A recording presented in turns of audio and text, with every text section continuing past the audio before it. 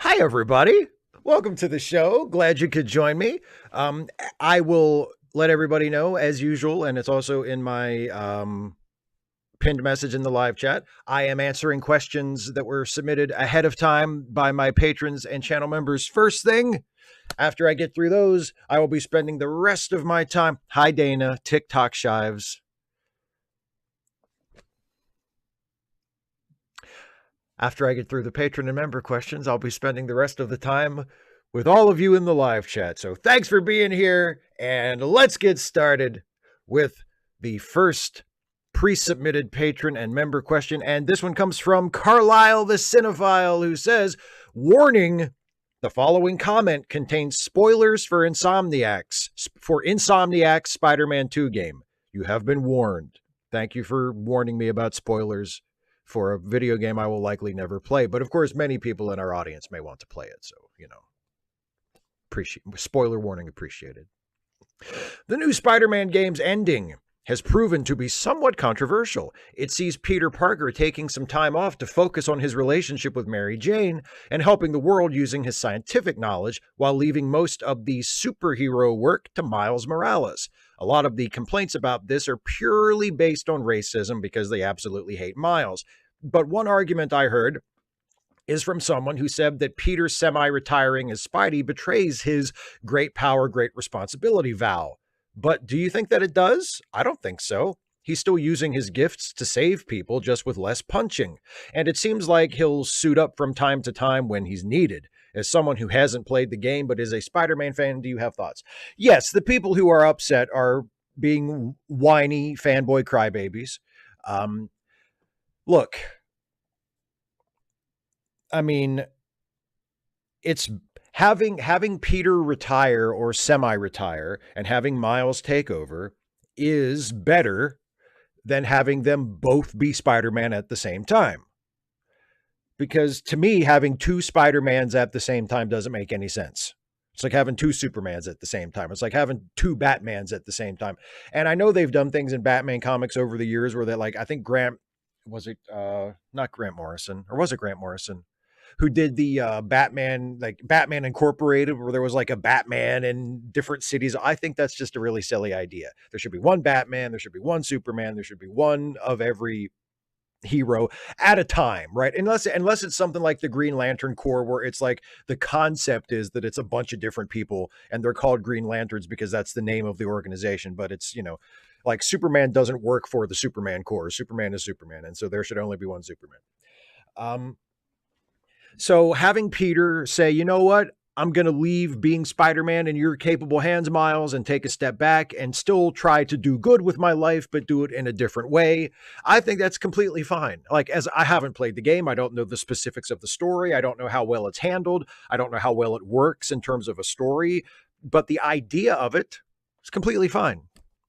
It's completely fine. It lets Miles come into his own and have space to be Spider-Man himself and to be the hero.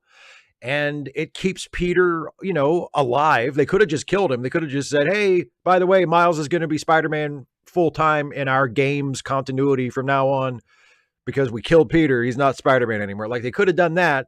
They didn't do that. They kept Peter around and gave him a heroic reason for going off and doing other things. And as for the power and responsibility thing, look, as long as it's a good story, I don't care if Spider-Man betrays his vow of great power and great responsibility. It's a thing that he decided. And if he decides to do something else, whether it's a reinterpretation of that vow or a different way of pursuing that vow, or if he just reaches a point in his life where he decides, hey, I don't care what I said when I was a teenager and I first got superpowers, I'm changing my mind and I'm doing something else. As long as it's a good story, I don't care. I don't care. Right? Like, do you want characters to be able to grow and evolve and change through time and make choices? Or do you want to say, no, he made a choice. He made a vow. He learned that with great power comes great responsibility after Uncle Ben died when he was a child, basically. And he always has to live his life by that vow in just that way for the rest of his life. And if he ever changes his mind, it's bad writing and they're ruining the character. That is fucking bullshit. If it's a good story, if you can come up with a compelling way to explore that or bring Spidey to that decision that makes him a compelling character or an interesting character or a provocative character or whatever, then do it. There is no Spider-Man. He never made a vow. He's a character who did that because that's how he was written. And if a new writer wants to come along, whether it's in a comic or a video game or a movie or whatever, and have him change his mind about that, or tell a story about how he comes to a different understanding, or he just reaches his breaking point and says, you know what, the hell with this, I'm not doing this anymore. As long as it's done in a compelling way in the story, I don't have any problem with that. It's so childish, this absolutist thinking of, but that's not what he said. How can he stop being Spider-Man? He said great power, great responsibility. How can he do that? He changed his mind. What do you care? Is it a good story? Open your mind and read the story and decide whether you like the story on its own merit. Maybe it's a shit story. Maybe it's a great story. But just having this rigid view of like, no, Spider-Man wouldn't do that because of this thing that he said in a comic 50 years ago. God damn it. God damn it, you people are insufferable. So no, I mean, like, I haven't played the game. I don't know the story specifically. But the idea of it, the concept of it, sounds completely fine. And people who are complaining about it on the basis that you're describing should find something else to do with their fucking lives. Matt L. So what are your thoughts on Nikki Haley for the GOP nom with Koch backing? Do you think she can outdo Trump? Do you think Dem/independent women may be swayed Republican if it's a comparatively elderly man, Biden, versus a 51-year-old Haley? Apparently, Doug Burgum dropped out. I bet all of his fan is saddened. If it came down to it, I could stomach Christie or possibly even Haley if Dems lost in 24. If Haley gains momentum, should Biden step aside for Kamala? P.S. Sorry from 2 ask-aways ago. I sent you some pup pics on Facebook.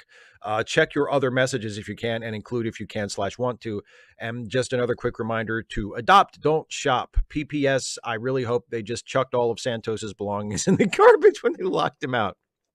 Serves him right. Also, what kind of OnlyFans he paid for to see if his orientation was a definitive lie too. I don't mean to question someone's claimed identity, but I wouldn't put it past him, all things considered. And I did not check my Facebook messages, so I'm not sure what pics you sent me, so I apologize for that. I mean, do I think Haley has a shot at getting the nomination? We don't know until people vote. Right? Like, we don't know until people vote. And, when the primaries actually happen and voters go to the polls, we could be in for a surprise.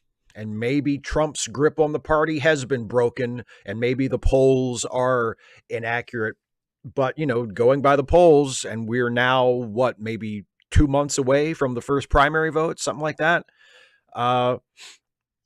It seems like Trump is running away with it. And at this point, Haley seems like she's getting herself into position to be the strongest alternative to Trump for Republican primary voters.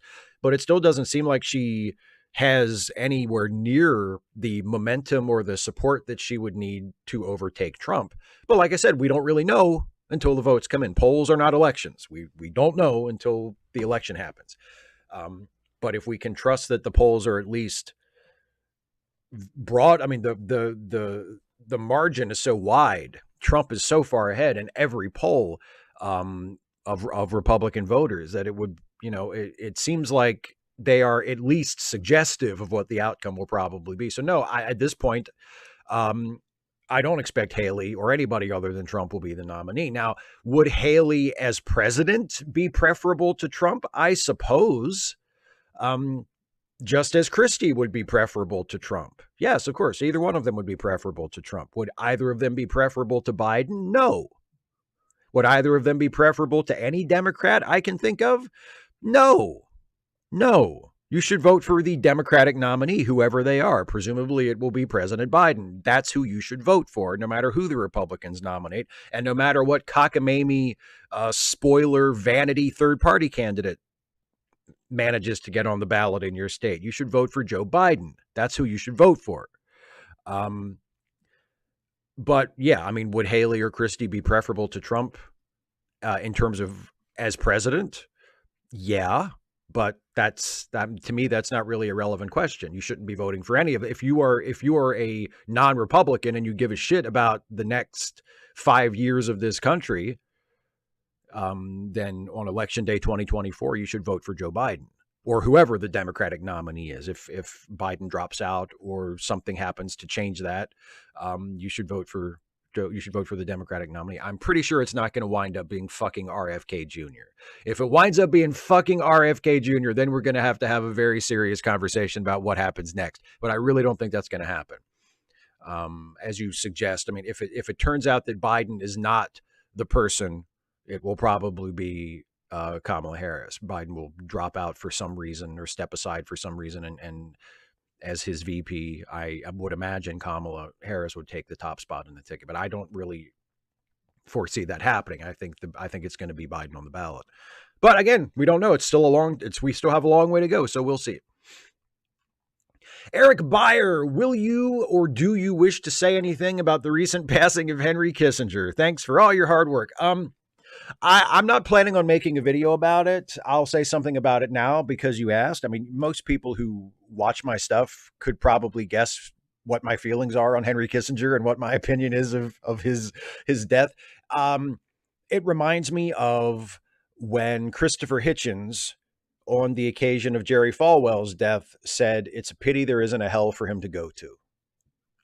That's how I feel about Henry Kissinger. And that's how Christopher Hitchens felt about Henry Kissinger too, strangely enough, or appropriately enough.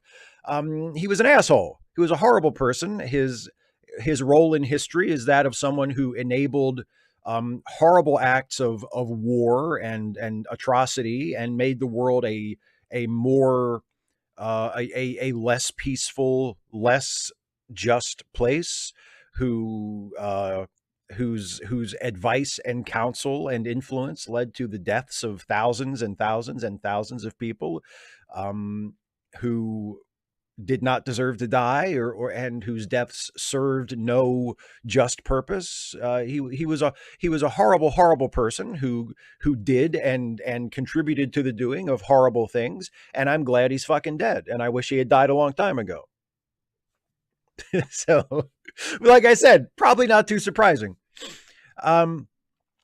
Air One Fire, Grand Nagus of the Ferengi Alliance. Well, congratulations on your election or appointment or however you got that job.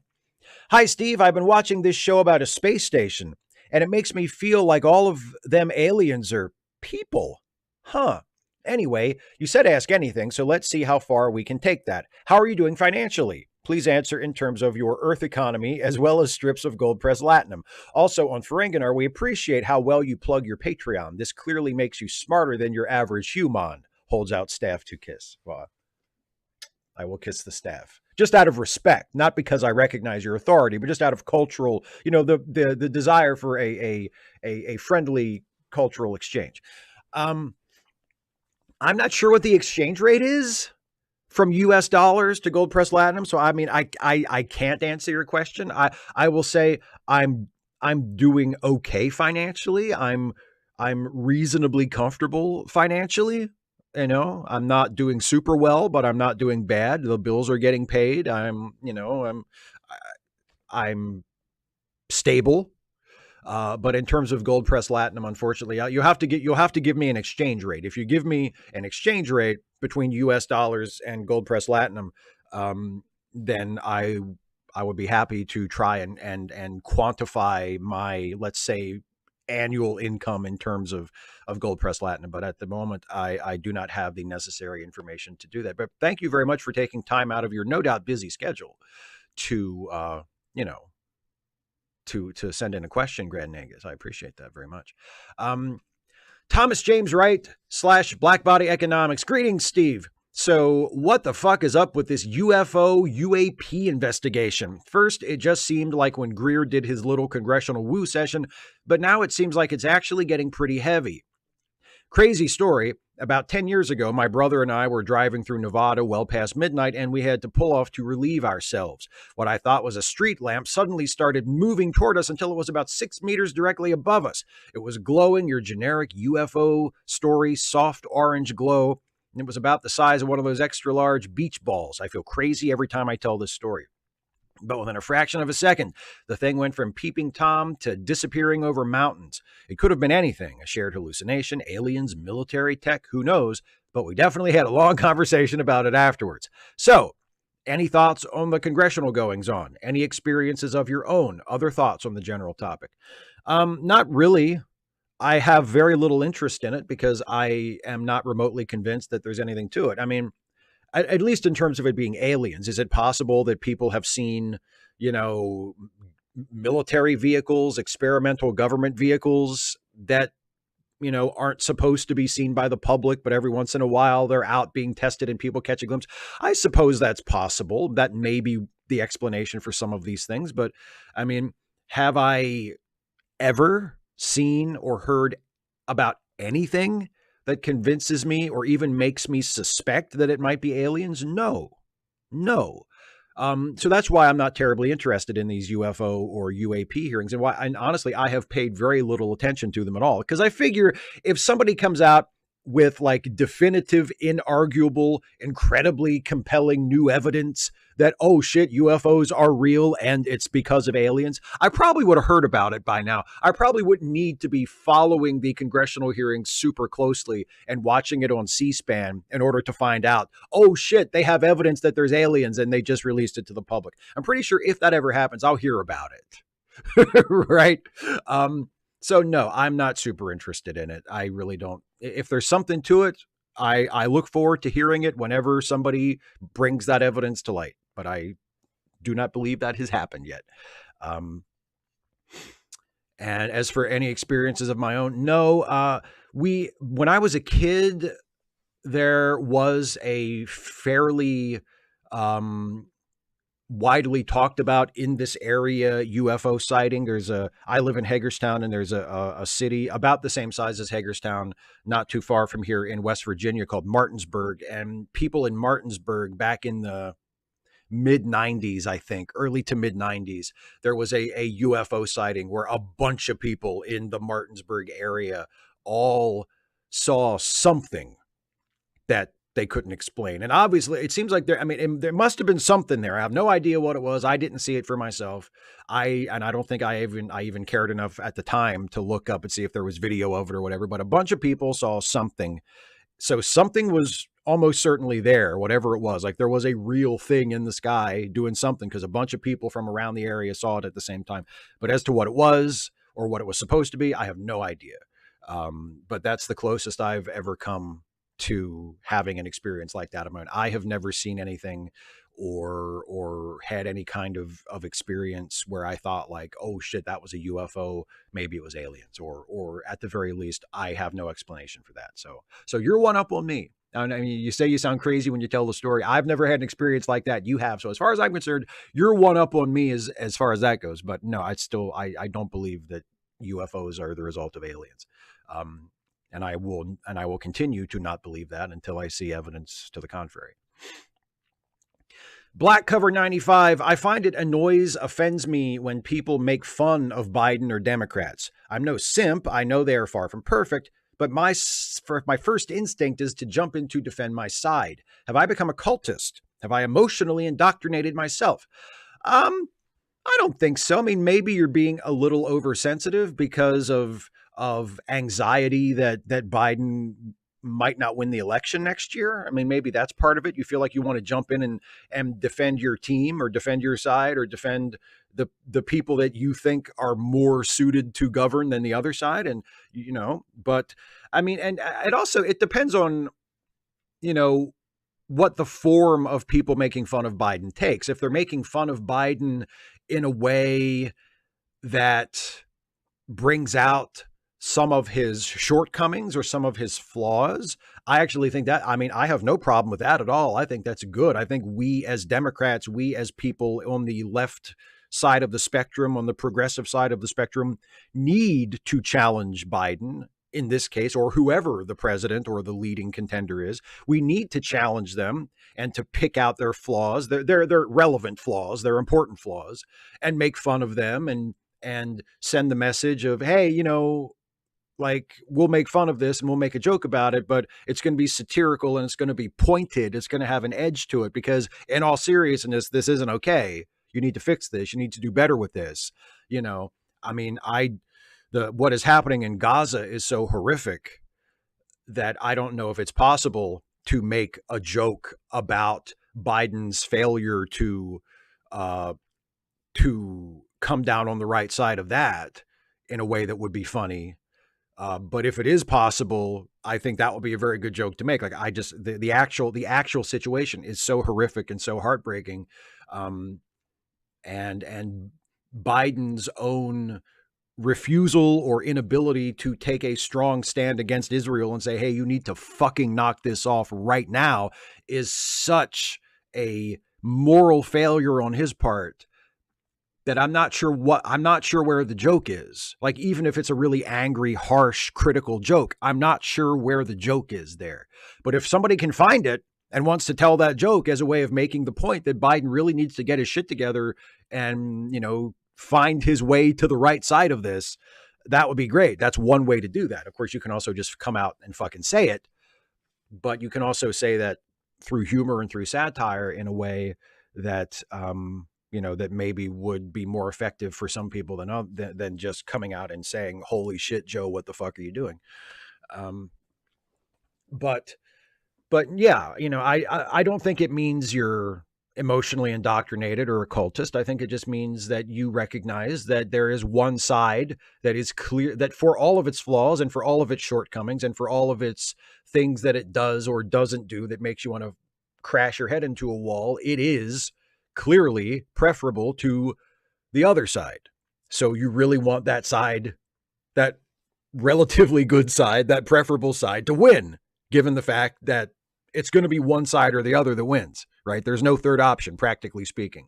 There should be maybe, but there isn't. So one side's going to win, and you can either take the preferable side with all of its flaws and problems, or you can take the side that wants to literally destroy everything and kill people and throw people in jail and persecute and prosecute, political opponents and just destroy whatever's left of the country. That's your choice.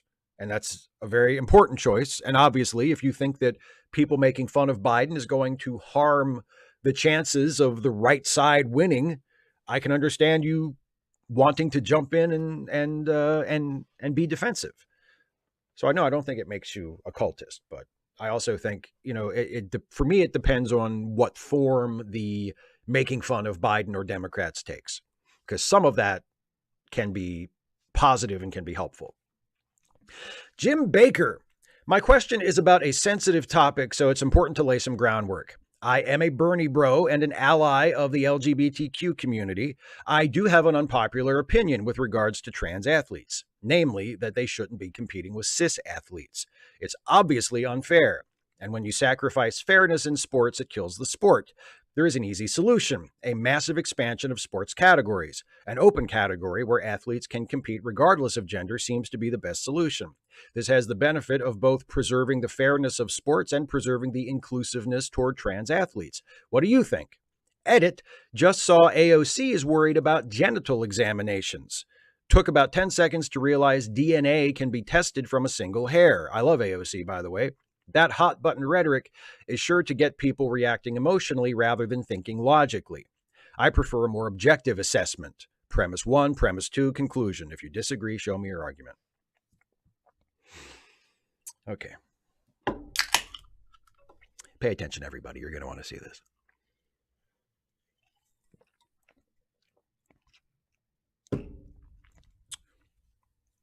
I find it interesting that at the end of your question, you claim to prefer, as you describe it, more objective argumentation, logical. Premise 1, premise 2, conclusion, which suggests that you want your arguments to be rooted in not only in logic, but presumably in evidence, in some kind of empirical basis, because anybody can throw out a premise and then throw out a second premise and then say, therefore, right? So you want to be able to back up what you're saying. You want your premises to be rooted in reality, to not just be logically consistent, but to be consistent with reality and to be backed up by some empirical evidence. So given that, I also find it interesting and kind of hilarious that your argument for why trans athletes shouldn't be allowed to compete with cis athletes is it's obviously unfair. Is it? Why is that? Why do you say that? What is the logical and also evidence-based argument that it's unfair for trans athletes to compete with cis athletes? What is the evidence? What has led you to this conclusion? And I'm honestly, I will be honest here. That's not entirely a good faith question on my part, because I'm really not interested in hearing what you have to say, because I'm fairly certain, based on my own research, that there is no argument in favor of what you're saying, that not only is it not obviously unfair to allow trans athletes to compete alongside cis athletes, but there is no evidence to suggest such a thing. Certainly not on any kind of a scale that we as a society should be fucking worried about it. There's a word, actually a two-word term, for the kind of thing that you are engaging in here. Not just you, and I'm not even saying, and I don't think you are knowingly doing this, but you are definitely doing this, you and a bunch of other people. And that word is moral panic. The concern that people have for the fairness of allowing trans athletes to compete with cis athletes is a moral panic. It is a hysteria based on nothing. And I want to say that again, because I really think that's the truth. It's a hysteria based on fucking nothing. You show me the evidence. You show me the examples that establish that when trans athletes compete with cis athletes, they have established some kind of domination of the sport that they are competing in that is freezing out the cis athletes, that is so radically altering the level of competition, that it is now so lopsided in favor of the trans athletes that the cis athletes have no chance to compete. You find me one fucking sport where that has ever happened. Name 5 trans athletes in the entire world. I know there are many more than 5, but just name 5 trans athletes in any sport in the entire fucking world. Because honestly, off the top of my head, and you know, like I said, there are many more than this, but off the top of my head, I can only think of 3 right now, and 2 of them are no longer active. One of them is Renee Richards, the famous tennis player who transitioned, who is a trans woman and transitioned back in the 70s and became the first notable professional athlete to transition. And she continued to play tennis as a woman back 40 years ago. And the other one, of course, is Caitlyn Jenner, who competed her entire sports career before she transitioned. The other one, the only active one, or at least only recently active one I can think of, is Leah Thomas. And she is also the only one that I can think of, the only trans athlete I've been able to find of any note anywhere who has not only been allowed to compete, but has actually won something. She is the first and so far the only out trans athlete, trans man or trans woman. She's a trans woman. She is the only openly trans athlete to ever have won an NCAA Division I championship in any sport, in any event. One trans person won one event in one division of a collegiate sports organization. So what is the danger here? I've done some research. I researched this last year when I did a video about Leah Thomas, when all of this came up, because bigoted transphobes lost their fucking minds because one trans woman won a thing competing against cis people. Didn't break any records, by the way, except for school records. That's something else I looked up, because there's a part of this moral panic is, men are pretending to be women, and these trans women are competing in women's sports, and it's unfair, and they're breaking all the records. I couldn't find a single record other than like school records. And again, the only one I really found of those was Leah Thomas. I couldn't find any national records, any Olympic records, any world records in any sport that have been broken by trans athletes.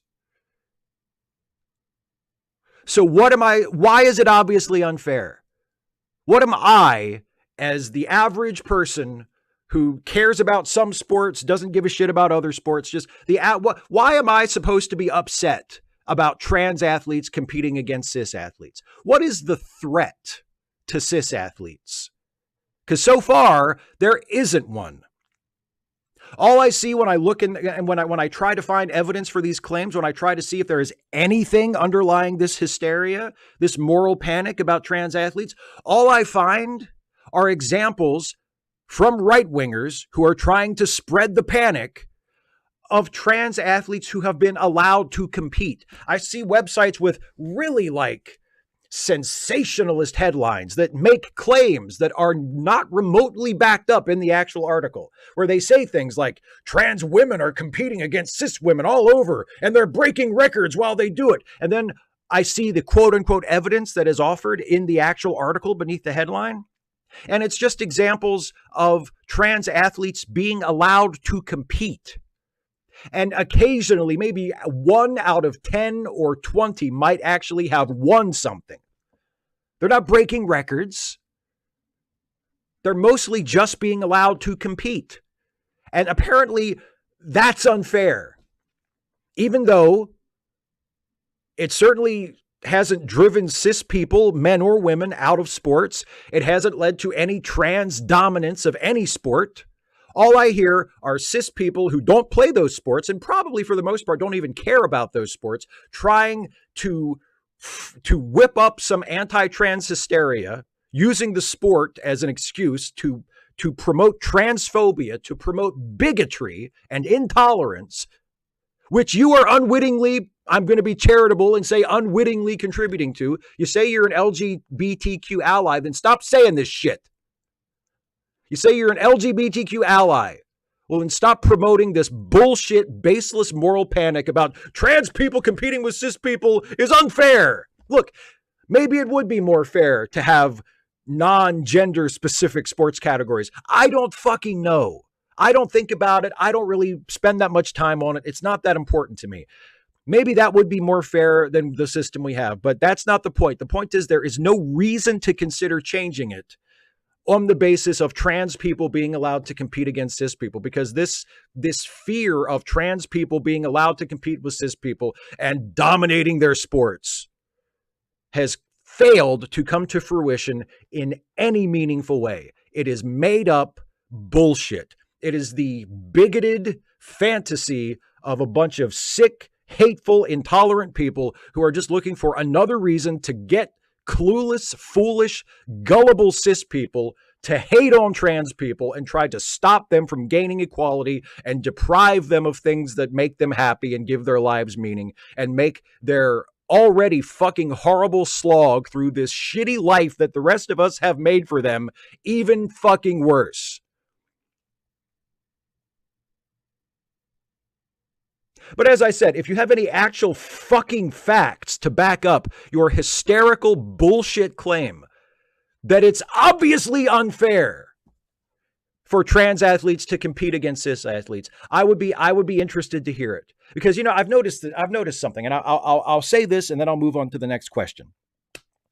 I've noticed this thing that happens because, look, I can't claim to be an expert on this. I haven't conducted any serious long-term deep research into this. Right. So it's possible I've missed all of the evidence that establishes that it's obviously unfair for trans people to compete alongside cis people. But I have noticed this thing. When I encounter a claim and it smells like bullshit to me, and then I look into it and after not heavy research, but several hours of looking into it, and I can't find any evidence that it's true anywhere, it's probably going to turn out to be bullshit. It's possible that I've just missed all of the evidence, but I'm not betting on it. I'm betting if there was real compelling evidence to suggest that trans people, if allowed to compete with cis people, would, completely alter the landscape of sports and cis people would no longer be able to compete. I'm pretty sure if there was genuine evidence of that, then all of the transphobes who are trying to run trans people out of everything would be sharing it ad nauseum, but they're not, which leads me to believe that it's not fucking there. That instead of evidence, what we have is some transphobes who are trying to use this to contribute to the persecution of trans people, and also, in a few cases, some cis athletes who lost to a trans person or felt unduly challenged by a trans person, and now they're being fucking crybabies about it because they haven't figured out that in sports, sometimes you lose. And usually you'll be losing to other cis people, but every once in a while you might lose to a trans person, maybe. But that's how sports works. You can't always fucking win. Sometimes you lose, and you're supposed to be a good loser, not a sore loser. And you being a fucking crybaby sore loser because a trans girl happened to be better than you in a sport or in a particular event of a sport, that doesn't give you the right to declare that all people like that should not be allowed to compete against people like you. Fuck that. Fuck anybody who thinks that. And fuck anybody who is saying these ridiculous, just baseless things and expecting to be taken seriously and saying things like, oh, it's obviously unfair. And then you have the fucking audacity at the bottom of your question to say, I prefer objective assessment and logical arguments. What the fuck, man? What the fuck? If you are an LGBTQ ally, then fucking think about it and fix your fucking head. It's bullshit, Jim. It's fucking bullshit. Genuine LGBTQ allies don't drop that credential and then spread the kind of baseless fucking horseshit that you did in that question.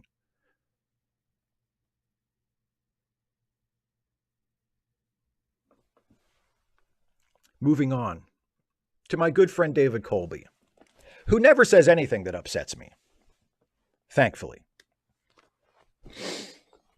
David Colby coming at you live from Deep Space Nine. I'm rewatching We Have Babylon 5 at home, and man, I forgot how fucking terrible Bashir is. Can we go one episode without him sexually harassing Dax? So far, survey says no. But also, the first thing that comes back from the Gamma Quadrant is a pile of minerals that they mined. Well, that and the Tusk, but who gives a shit about the Tusk? I shared this with my friend Lou so we can make fun of how the utopian non-imperialist Federation found new frontiers and immediately used it to extract minerals from it without asking anyone for permission. But then she said, wait, why don't they replicate it? And the answer always is, well, we can't replicate it, but they can replicate organs and transport human beings alive and intact. And like, if you can do that, you can replicate basically anything. Humans are so complicated. And like, replicators actively get in the way of most stories that Star Trek wants to tell. You can just have a food box. Should Star Trek kill all replicators? No, you should just relax. You should just not worry about the details and focus on the story. Focus on the dramatic story that is being told. There's all kinds of little technical details that have popped up in Star Trek over the decades that, you know, that if they were real would have much more broad and deep and transformative implications for that society than they're actually seen to in the show.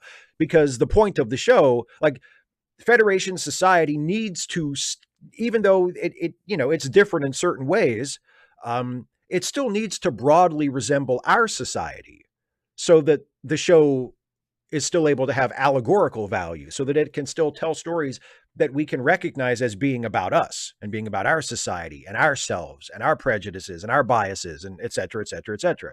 And I think that is much more valuable than having a show where the existence of replicators is consistent with everything else we see in that society. I value the former far more than the latter. I honestly don't give a single fuck about the latter. I don't give a fuck if a society with replicators wouldn't be doing this, and this. I don't fucking care. That's not what the show is about. So that's my solution to it. Not should Star Trek kill all replicators. Just don't fucking worry about shit that's not important. I don't fucking care. I do think we have Babylon 5 at home, even though it's very inaccurate and not fair. I think that's really funny. Um, and it sounds like you're only in season one with your rewatch. So in case you, and I'm not sure if you've watched all of Deep Space Nine before, or if it's been a few years or whatever, Bashir does get better. First season Bashir is pretty much as you describe him, but Bashir does get a lot better. He does evolve and change over time because Deep Space Nine, like Babylon 5, is a very well written show.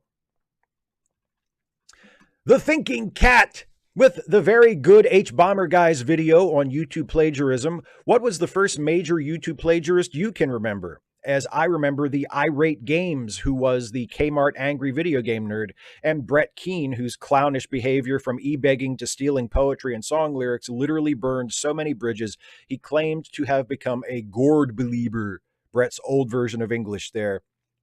But who do you think of when the plagiarism comes out? And did you ever find someone who had copied your reviews? Oh, and happy winter solstice. Well, thank you very much, Thinking Cat.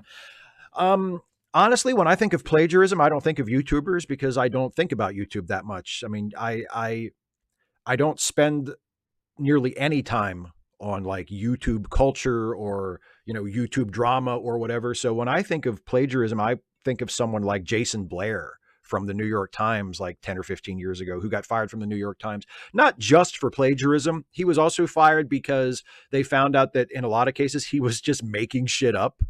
But a lot of the stuff that he made up was copied from other articles. Like he would just, a lot of it was the Washington Post, which I find hilarious. There was a New York Times writer who was submitting stories that he just copied from the Washington Post. So that's who I think of when I think of plagiarism. I don't really, no YouTubers come to mind. I mean, now there's one that comes to mind because I did watch that H Bomber Guy video, but before that, like I had, I didn't think about it, and I can't think of anyone who, no one that I know of has plagiarized one of my videos. I mean, maybe it's happened, I don't know, but I am unaware of it. But yeah, no, I don't give that much of a shit about YouTube or YouTube culture or YouTube drama to be aware of plagiarism specifically as it has existed on YouTube. So yeah. Jim Luck Pickirk. Hey, Steve, I believe you've mentioned liking Sherlock Holmes before. As a fan of the great sleuth myself, I like to reread The Blue Carbuncle around this time of year, then follow it by rewatching the Granada TV series adaptation of that story. Jeremy Brett is my favorite portrayal. Bundled up with some strong coffee, maybe a seasonal confection or two, it makes for a nice holiday-themed excursion to 221B. I also find it delightful how often Star Trek plays around with Holmes. A couple of my favorite things coming together. I'd like to hear about your own relationship to Holmes. How did you become a fan? And are there any particular stories, takes, or adaptations you often find yourself coming back to? Yeah, I've been sort of aware of Holmes and occasionally dipped into Holmes as a story or as a character throughout my life, but it's really in the last probably 15 or 20 years or so that I've become more of a Holmes fan, that I started actually reading the original Doyle stories and watched the Jeremy Brett series. As you say, that's a really great series. I know that for people my age, that's pretty much the definitive take. I know people of my parents' or grandparents' generation would probably say, at least in the United States and Europe, and in the English-speaking world, would probably say Basil Rathbone from the movies in the 1930s and 40s. But yeah, I mean, the Jeremy Brett show is great. I have the DVD collection of it. I also like to reread The Blue Carbuncle around Christmas time and to watch that episode of the Jeremy Brett show. And I also have on DVD there are only 4 surviving episodes, but the 4 surviving episodes from the Peter Cushing era of the 1960s BBC series. There was a 1960s BBC Sherlock Holmes show, and for a period of that show, Peter Cushing played Holmes. And unfortunately, only a handful of episodes, I think it's only 4 episodes, survived from that era because the BBC had a habit of taping over, episodes to recycle videotape. That's the same reason why a lot of early Doctor Who is missing as well, because it just doesn't exist anymore because the studio, the network, just reused the tapes after they had been broadcast. Same thing happened to the Peter Cushing Sherlock Holmes. But fortunately, one of these surviving episodes is the Blue Carbuncle. So I also like to watch that version of the Blue Carbuncle and see how differently Cushing plays Holmes compared to Brett. They're very different portrayals, but I love them both. I think Peter Cushing was a great Sherlock Holmes. My personal favorite Cushing Holmes performance is not from one of those TV episodes, though. It's from the Hammer Studios version of The Hound of the Baskervilles from 1956, 1957, something like that. At the same time that Peter Cushing was also playing Baron Frankenstein in the Frankenstein series for Hammer, and playing Dr. Van Helsing in Dracula for Hammer. So he created for that generation of film, and maybe even period, in all generations of film, he created the definitive portrayals of Dr. Frankenstein and Professor Van Helsing for Hammer. And he also, at that same time, played Sherlock Holmes in the Hammer adaptation of Hound of the Baskervilles, which was also directed by Terence Fisher, who also directed Curse of Frankenstein and a bunch of the Frankenstein movies for Hammer, and also directed Horror of Dracula and a bunch of the Dracula.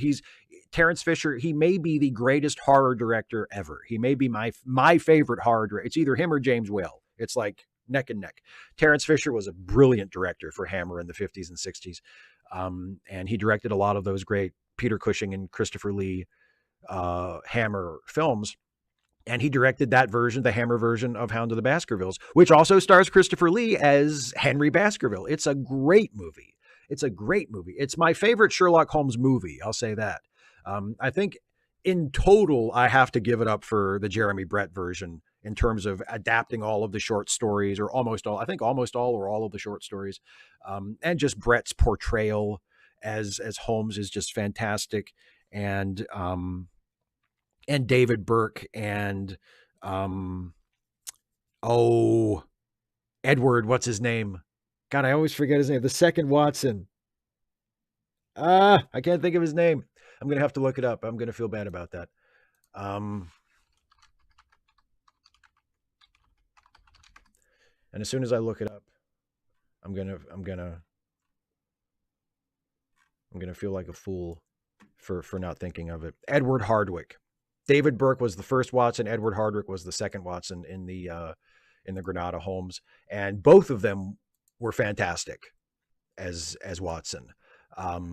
But yeah, so as a whole, I think that would probably be my favorite adaptation of Holmes. But my favorite particular movie is definitely the Hammer Hound of the Baskervilles. It's wonderful.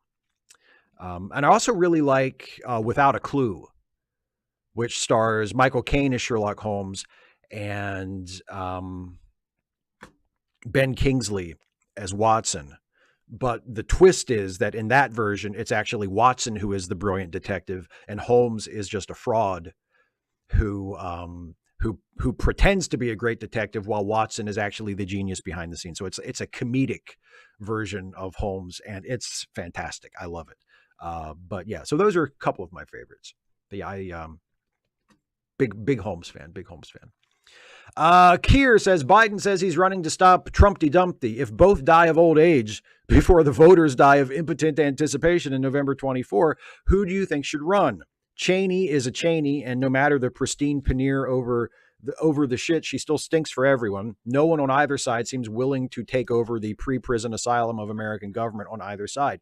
It's fine, though. Everyone is retiring anyway, so there's no one to lead. Best of wishes for you and yours at this season of goodwill to non-Republicans.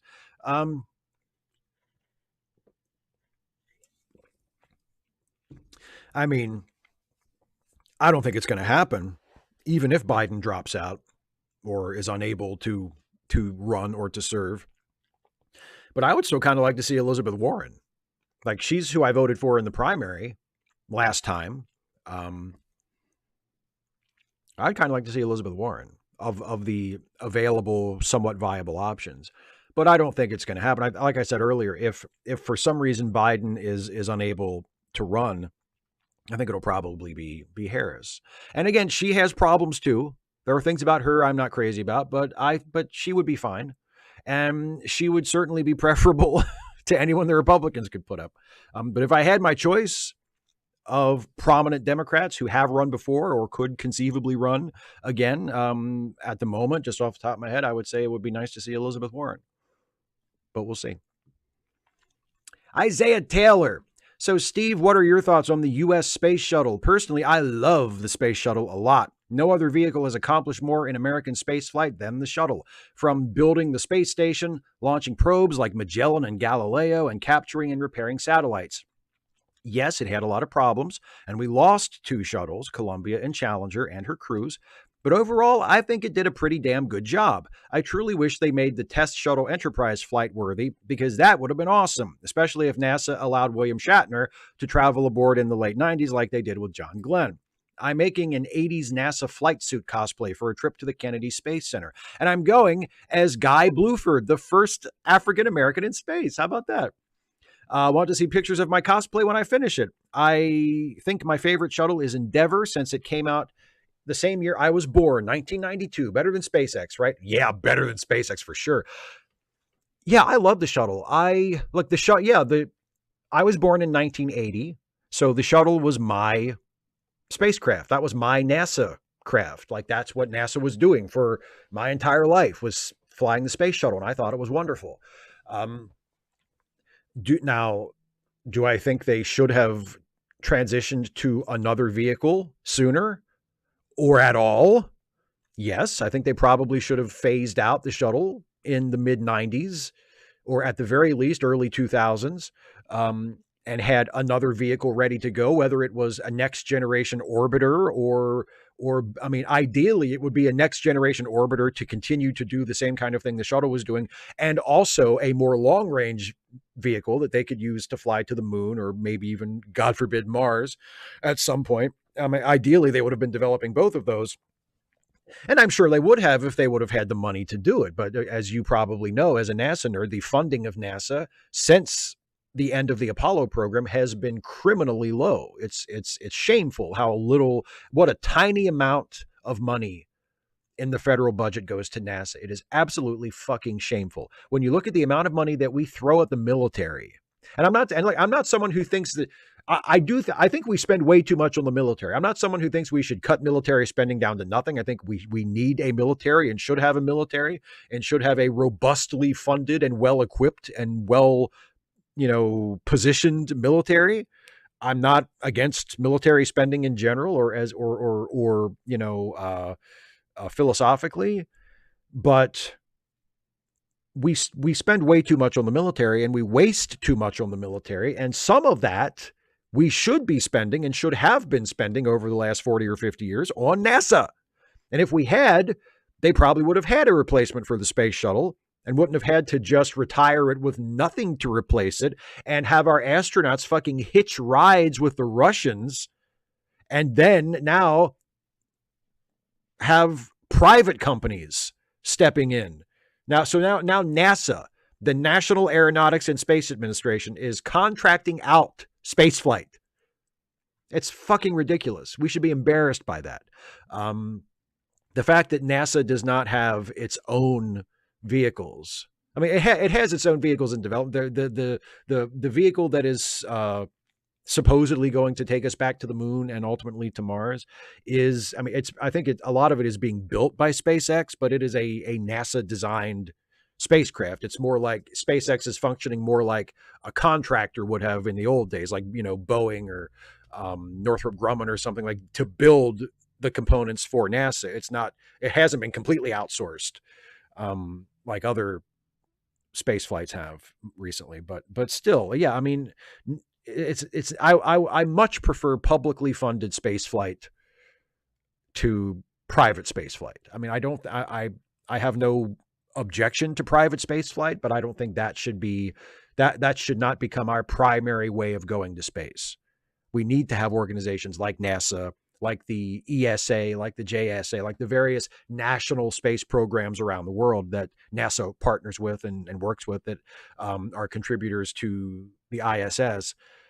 We need those national space programs, and they are far preferable to privatized space flight in terms of human space flight and exploration.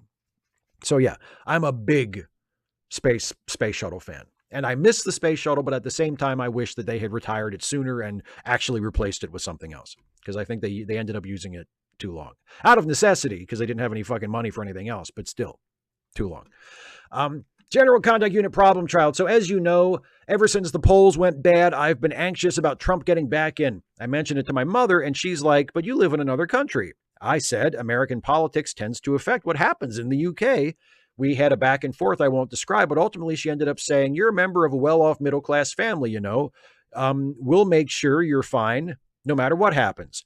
Do you think it's wrong to think if you're anxious about Trump getting reelected or a fascist government taking over the UK, in my case, to reassure yourself with, my privilege will protect me if the worst comes to worst? Also, my mother wouldn't think to say this, but I feel like the part she unthinkingly left out is, also, you're a white person. I think it's only human to think something like that. I think it's only human to be grateful that if worse does come to worse, if the shit does go down, you will probably not get the worst of it because of your social privileges. I think it's, like I say, I think it's only human to think that. The important thing is you are not using that to ignore the problems.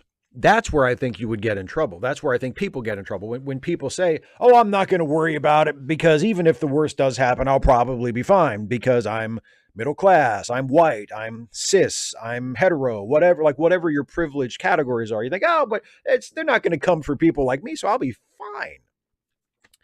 That is not necessarily true, first of all, but even if it is, you don't use that as an excuse to not care, or to ignore the problems, or to not be worried about it. I mean, you are worried about the prospect of another Trump term because even though you may escape the worst consequences of it by being a member of various privileged classes and also not actually living here, but that's not enough for you to say, well, I'm just going to not worry about it.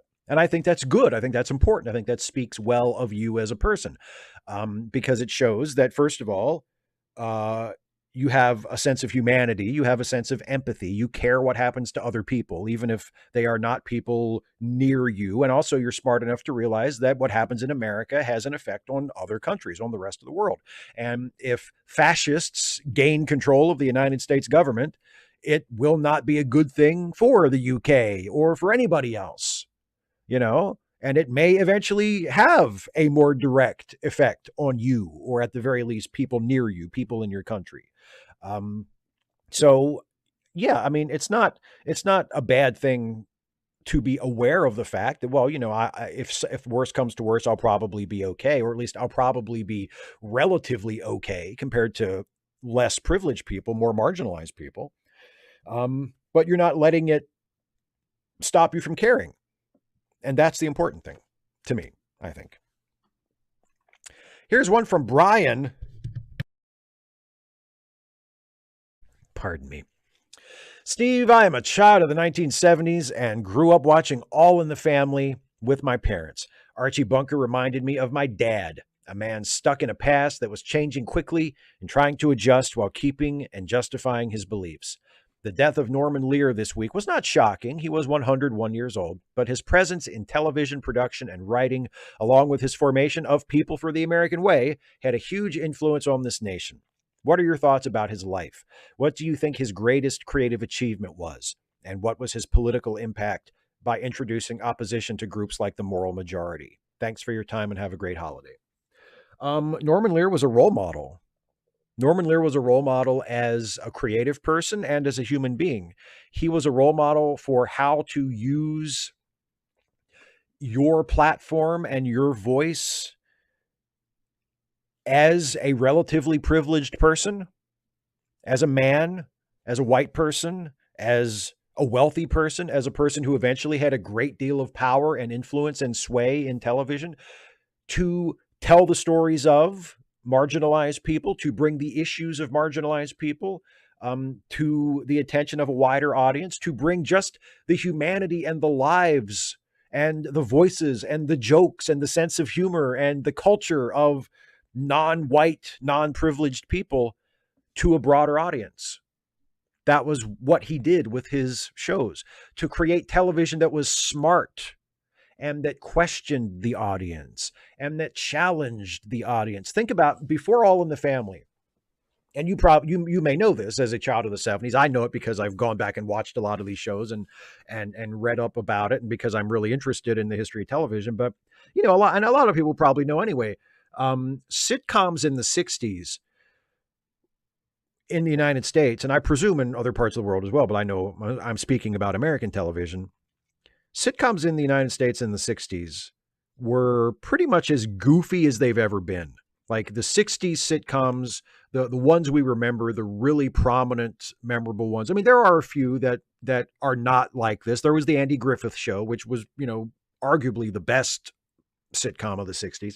And it doesn't really fall into this category. But you also had like My Favorite Martian and I Dream of Jeannie and Bewitched and Gilligan's Island. And the point isn't so much to make a comment on the quality of those shows, but just to point out that they were really goofy. They were really silly.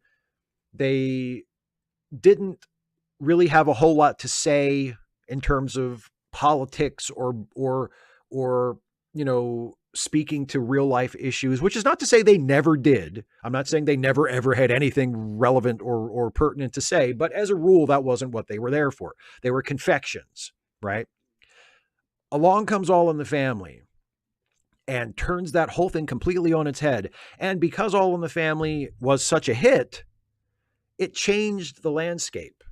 It changed the way American television, specifically American comedy television, was done for the next 10 years and beyond that. But the most noticeable shift was throughout the next 10 years, and a lot of it was other Norman Lear shows, because after All in the Family, he also did The Jeffersons and Maude and Good Times and, shows that were first of all, incredibly funny, incredibly well written, smart, insightful, but also had something to say.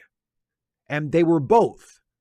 They were political and progressive and polemical, but they were also incredibly funny. And they would sometimes get dramatic, but they would never allow the sort of preachiness to overwhelm the comedy. They always remembered to write jokes, which is a problem that a lot of shows have, whether they're political or not. It's like, don't forget to write jokes. It's a comedy. It's supposed to be funny. And All in the Family, for the most part, All in the Family had some rough years toward the end. And Archie Bunker's Place to me was never a great show. I can watch it and enjoy it. It's still Carol O'Connor playing Archie Bunker, but those first 5 or 6 years of All in the Family are as good as television has ever gotten to me. That's the best show ever. Because it's funny, it's satirical, it's sharp, it's still sharp by today's standards, and gutsy and audacious and fearless by today's standards. And it changed everything, and it set a new standard for being funny and also for relevance, for making a show that actually means something and has something to say. It was fantastic. So yeah, his influence for that. To me, the first 5 or 6 years of All in the Family are his greatest creative achievement in terms of his actual work. But take your pick from the Norman Lear show, from the shows that he either created or had some hand in developing or shepherding, bringing to the airwaves. There's so many that are memorable and that have stood the test of time and that people still watch and laugh at and think about. He was a giant. He was a juggernaut. And then there were also other people who came in his wake and did the same kind of thing. Larry Gelbart, MASH.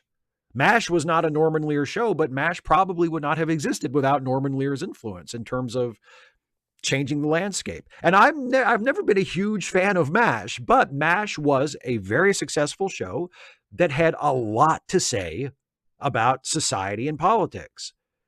And that show doesn't exist, or at least doesn't have a chance to find an audience and become the massive hit that it was without Norman Lear and without All in the Family. So, I mean, and yes, you mentioned his founding of People for the American Way, his general attempt and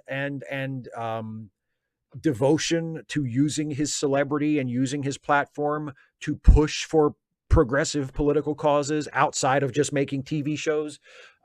He was a great guy. He was an incredibly important and consequential person. And I think his example is one to be followed. I'm not saying I don't know. Maybe he had skeletons in his closet. Maybe he has things that he said or done that shouldn't be emulated, that we shouldn't be proud of. I'm entirely willing to believe that. But overall, in general, his impact on the world and specifically on television and television comedy was just overwhelmingly positive and transformative. And we will almost certainly not see his like again. So, yeah, a life well lived and a lot of fantastic work. Agent Meister, currently sitting on a beach, earning 20%. I wish. Peldor Joy, Steve, cast your mind back to 2005 when DC teamed Frank Miller up with Jim Lee for a comic called All-Star Batman and Robin. I remember how much I looked forward to this title, and I know I wasn't the only one. I mean, my God, what could possibly have gone wrong with these comic book titans at the helm? Quite a lot, as it turned out. All-Star Batman and Robin is one of the worst comic books I've ever read. I've asked you about Frank Miller before and how his writing went from the stars to the gutter, but after nearly 20 years, this title of his in particular still fascinates me. If I was presented with the empty speech bubbles over what is, to be fair, amazing art from Jim Lee, I think I would have penned a better story than what we got. I try not to be too precious about these things, but Miller took the Batman mythos and basically shit all over, and that to me is not cool. Did you read it? And if so, I'd love to hear your thoughts. P.S. Great job on the trolley Star Trek video. Well, thank you. I think I've read the first issue, but that's about it. I have not read the entire thing, so I can't really speak to it in terms of story. I mean, I read enough of it to see why people thought it was so terrible, and I certainly thought what little I read of it was pretty terrible. But as you say, at least the Jim Lee, or at least the artwork was good. I mean, Jim Lee's artwork was fantastic. It was clear what the problem was, and it wasn't the artist, it was the writer. The example that I always point to as the indicator that I had that, oh shit, Frank Miller has lost it, is The Dark Knight Strikes Again, which was a few years before All-Star Batman and Robin. And I think is even worse, at least based on what little I read of All-Star Batman and Robin. I think Dark Knight Strikes Again is worse because not only does it have the awful late period Frank Miller writing, it also has the awful late period Frank Miller art. Where, and I'm not even talking about like his drawing, like his figures and his faces and stuff like his artwork took a nosedive in that era generally. But what really started to suck and to drag down the overall quality of the work was his page layouts. His page layouts suddenly just got fucking awful. And I say suddenly because like he had done work up until about that point that had still been pretty good. I mean, he spent a lot of the 90s doing stuff like Sin City and Martha Washington. And a lot of that stuff is good. Like I love the Sin City books, especially the first 2 or 3 are fantastic. They're still some of my favorite comics. I love the Sin City books. The later ones are not as good as the earlier ones. You can chart the slide through them a little bit, but they still weren't awful. You know, it's not like you read one of the later Sin City books and you go, oh, holy shit, this is garbage. He's completely lost it. But I read Dark Knight Strikes Again and I think, oh, holy shit, this is garbage. He's completely lost it. And that didn't come out that long after he stopped doing Sin City. In fact, I think the last Sin City book may have only come out like a year or 2 before Dark Knight Strikes Again. So that's where I start to notice his incredibly steep decline in terms of the quality of his work. But yeah, it's evident for sure in All-Star Batman and Robin. But like I say, I haven't read very much of it, so I can't really speak to it. But I'm glad you read it, and I'm glad you hated it, I guess. Shazy, good evening, Steve. Apologies in advance as I have another morbid question. I find myself embracing socialism more and more as capitalism is proving to be obsolete at best and actively harming humanity's prospects at worst. After reading a little on Latin America's labor movement history, I've learned about the various right wing death squads exterminating leftists during socialist uprisings in the region, particularly during Argentina's Dirty War. As a leftist yourself who recognizes these systemic causes behind most of the issues our society faces and is aware that history has not been kind to our movement, how do you remain steadfast in the face of the terrifyingly more and more plausible scenario of someday being at the end of a right wing death squad member's gun? My way so far is telling myself if the lunatics win, we lose. We all lose. Yeah, I mean, it's basically that. I would phrase it slightly differently, but it's the same idea, which is what else are we supposed to do? Like, you know, what else are we supposed to do? I mean, we have to do something. If we are destined to spend if the next era of history, because nothing lasts forever, and if fascism does come to America in a very obvious and overt and irresistible way, if that does happen, that will not last forever. That will pass eventually. It will probably pass with a lot of struggle and bloodshed and tragedy and awfulness, but it will eventually pass. That will not last forever. But I mean, if that is what is destined to happen, what are we supposed to do? Are we supposed to just throw up our hands and say, well, fuck it? I guess we'll just let it happen. Or are we going to try to prevent it from happening? Are we going to say to ourselves, there's no such thing as destiny? Things happen because of things that happened before. Like the future is built on the foundation of the past. So if we do the right things or work hard enough or make enough sacrifices or speak loudly enough or organize good enough or vote in large enough numbers or protest in large enough numbers or whatever, like we can stop it from happening. And even if it turns out that we don't, we have to at least try, right? We have to do something. We can't just say, well, shit, it looks like the rise of fascism is inevitable. I guess we might as well just roll over and let it happen.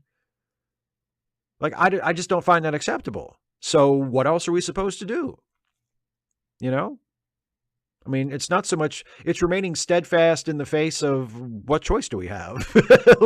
It's not courageous. It's not even, I don't even call it like optimistic. I mean, I am optimistic. I do have hopes that the worst can be avoided and that we will not go down as dark a path as we might have. Like, I mean, I do genuinely have hope. And I do genuinely think it is possible and even, somewhat likely that we will come out of this okay in the next couple of years. But even absent that feeling, like we can't just give up, right? Like we have to do something. We have to fight. We have to struggle. We have to protest. We have to plant our flag. We have to make our fight. I mean, what choice do we have? Like we can't shoot, like the fight's going to come no matter what. Whatever happens is going to happen. So we should at least try to make our participation in it, which is not optional, count for something and count for the right somethings. So, but yeah, if the lunatics win, we all lose is also a very good way to put that. Carrie Hughes, hi, Steve. Not really a question as such. I'm sorry I haven't been around. One of our cats jumped up on me and I spilled almost a whole glass of Coca-Cola all over my computer. And despite our best efforts, my beloved laptop was turned into a stone. But I got a new one a couple of days ago, and so far it's great. Chat with you later. And I was very glad to see you in the live chat earlier, Carrie. I'm glad you could make it. I'm so sorry about your laptop. Cats, am I right? But I'm glad you got a new one, and I'm glad things are going better. That's really nice to hear. But I'm very sorry that it had to come to that. Fucking cats. And the worst part is, they don't care. They don't care. And we love them anyway. They're like, and maybe they have some awareness of that. Maybe the cat is like, I'm gonna fuck up her laptop, and she's still gonna love me. I don't fucking care. Knock, I don't know. Anyway, I'm glad I'm glad that you are that you have solved the problem of the cat killed laptop. Anyway, a very tired some random geek without a question. Hi, Steve. So, a friend of mine, Aaron Green, the Kama Sutra scholar, has set up a GoFundMe for our mutual friend, Joey Fire Lame Deer. And there's the address right there, gofund.me/B7629362. Link in charity links. So, there you go, folks, for those of you who don't want to type that in. A modest goal of $10K to prevent them from becoming homeless before Christmas.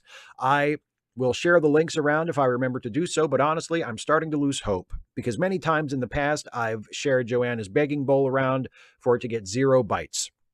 Maybe it's because I frequently don't post on social media, so my posts don't get traction, or all who are willing to help are all fucking poor because we live in a system designed to keep the 99% of us fucking poor, hence why I want to dismantle the system. Oppressive systems of hierarchical domination like capitalism, the state, and the kyriarchy, all of which are intertwined, is why I pretty much have no choice, have to choose who of my friends do I allow to suffer, because money-wise, I'm stretched too thin, but liberals are in favor of capitalism.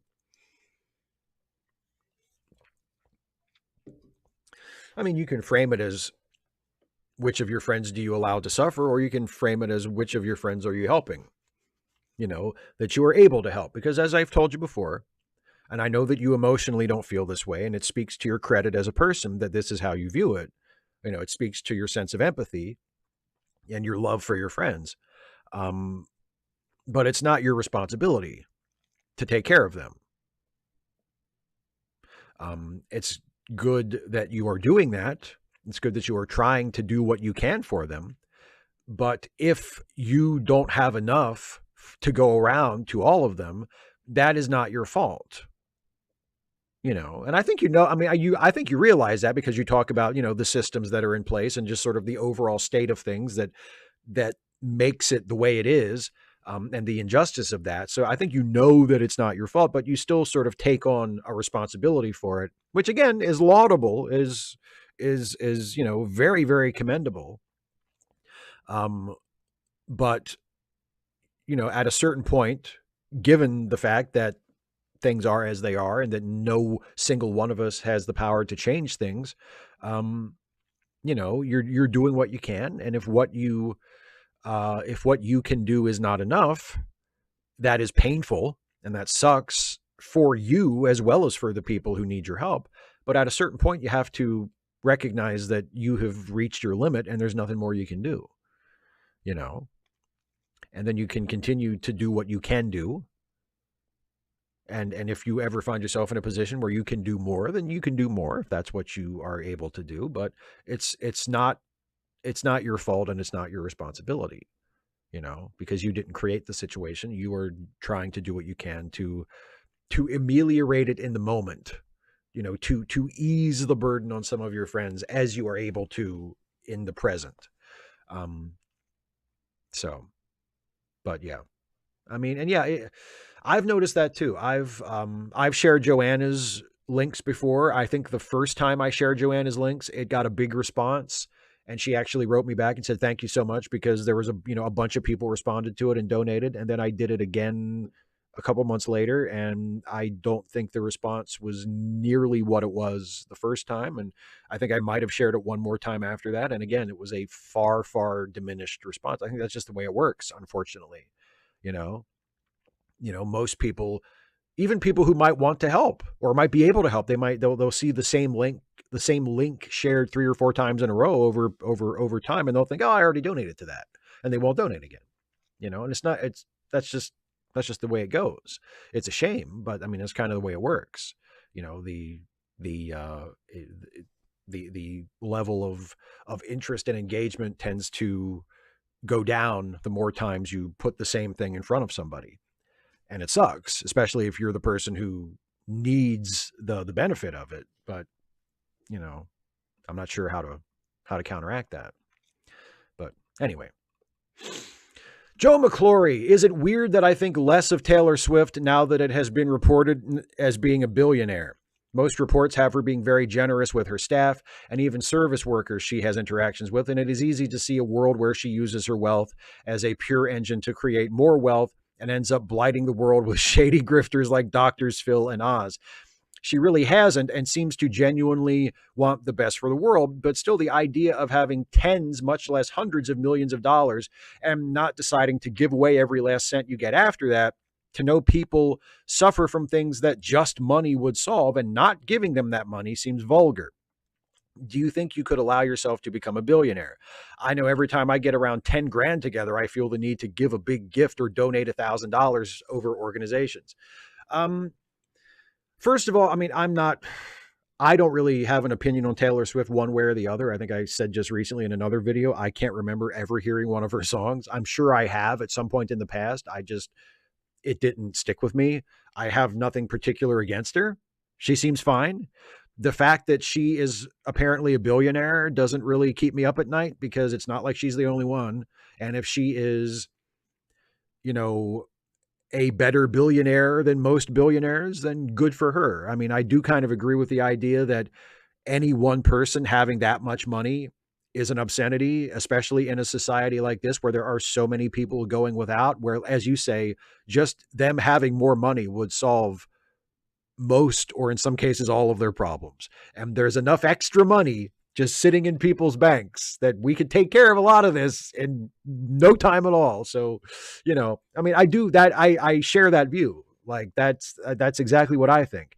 And I would hope if I ever became a billionaire that that's how I would use my money, that I would say, okay, you know what? This is the amount of money that I'm going to need to live a more than comfortable lifestyle for the rest of my life and take care of the people and things that are important to me.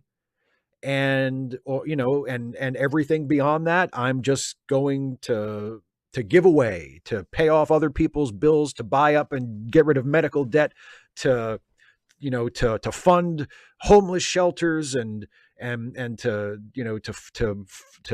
fund like public schools and libraries and to, to feed hungry people and house homeless people and, like like I would like to think that's what I would do. I don't know for sure because I've never been in that situation. I probably will not ever be in that situation. But yes, I would feel terrible if I found myself an incredibly wealthy person with more money than I would ever need for myself and my own needs for the rest of my life. And I was not trying very hard to use as much of that money as I could to do as much good as I could. Yeah, I would feel like shit for that. Um, and I mean, maybe that's how Taylor Swift feels. Maybe she feels exactly the same way. Maybe she looks at the amount of money that she has now and she goes, "Oh my fucking God, what have I done? What am I going to do with this money to try and do what I can to make the world a better place?" Hopefully that's what she feels. But I don't know. And I don't particularly care because, like I say, I'm neither a fan nor a detractor of hers. But in principle, I completely agree with you. Dana the Weary. Happy Friday, Steve. What's a good example of a redeemable or redeemed villain other than Salieri? You motherfucker. Particularly in contrast with a character whose redemption rings hollow. Before you start whinging about how I've yanked away the one example, too late, I'm whinging about it already. What the fuck?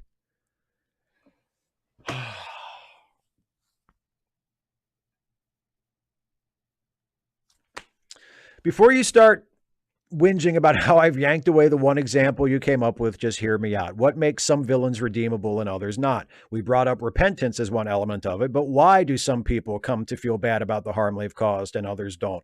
And again, what makes it work or not work? I know you don't take questions from the chat until the patron member questions are done. Would you check and see if anyone else came up with examples of redeemable villains and let us know whether or not you agree and why?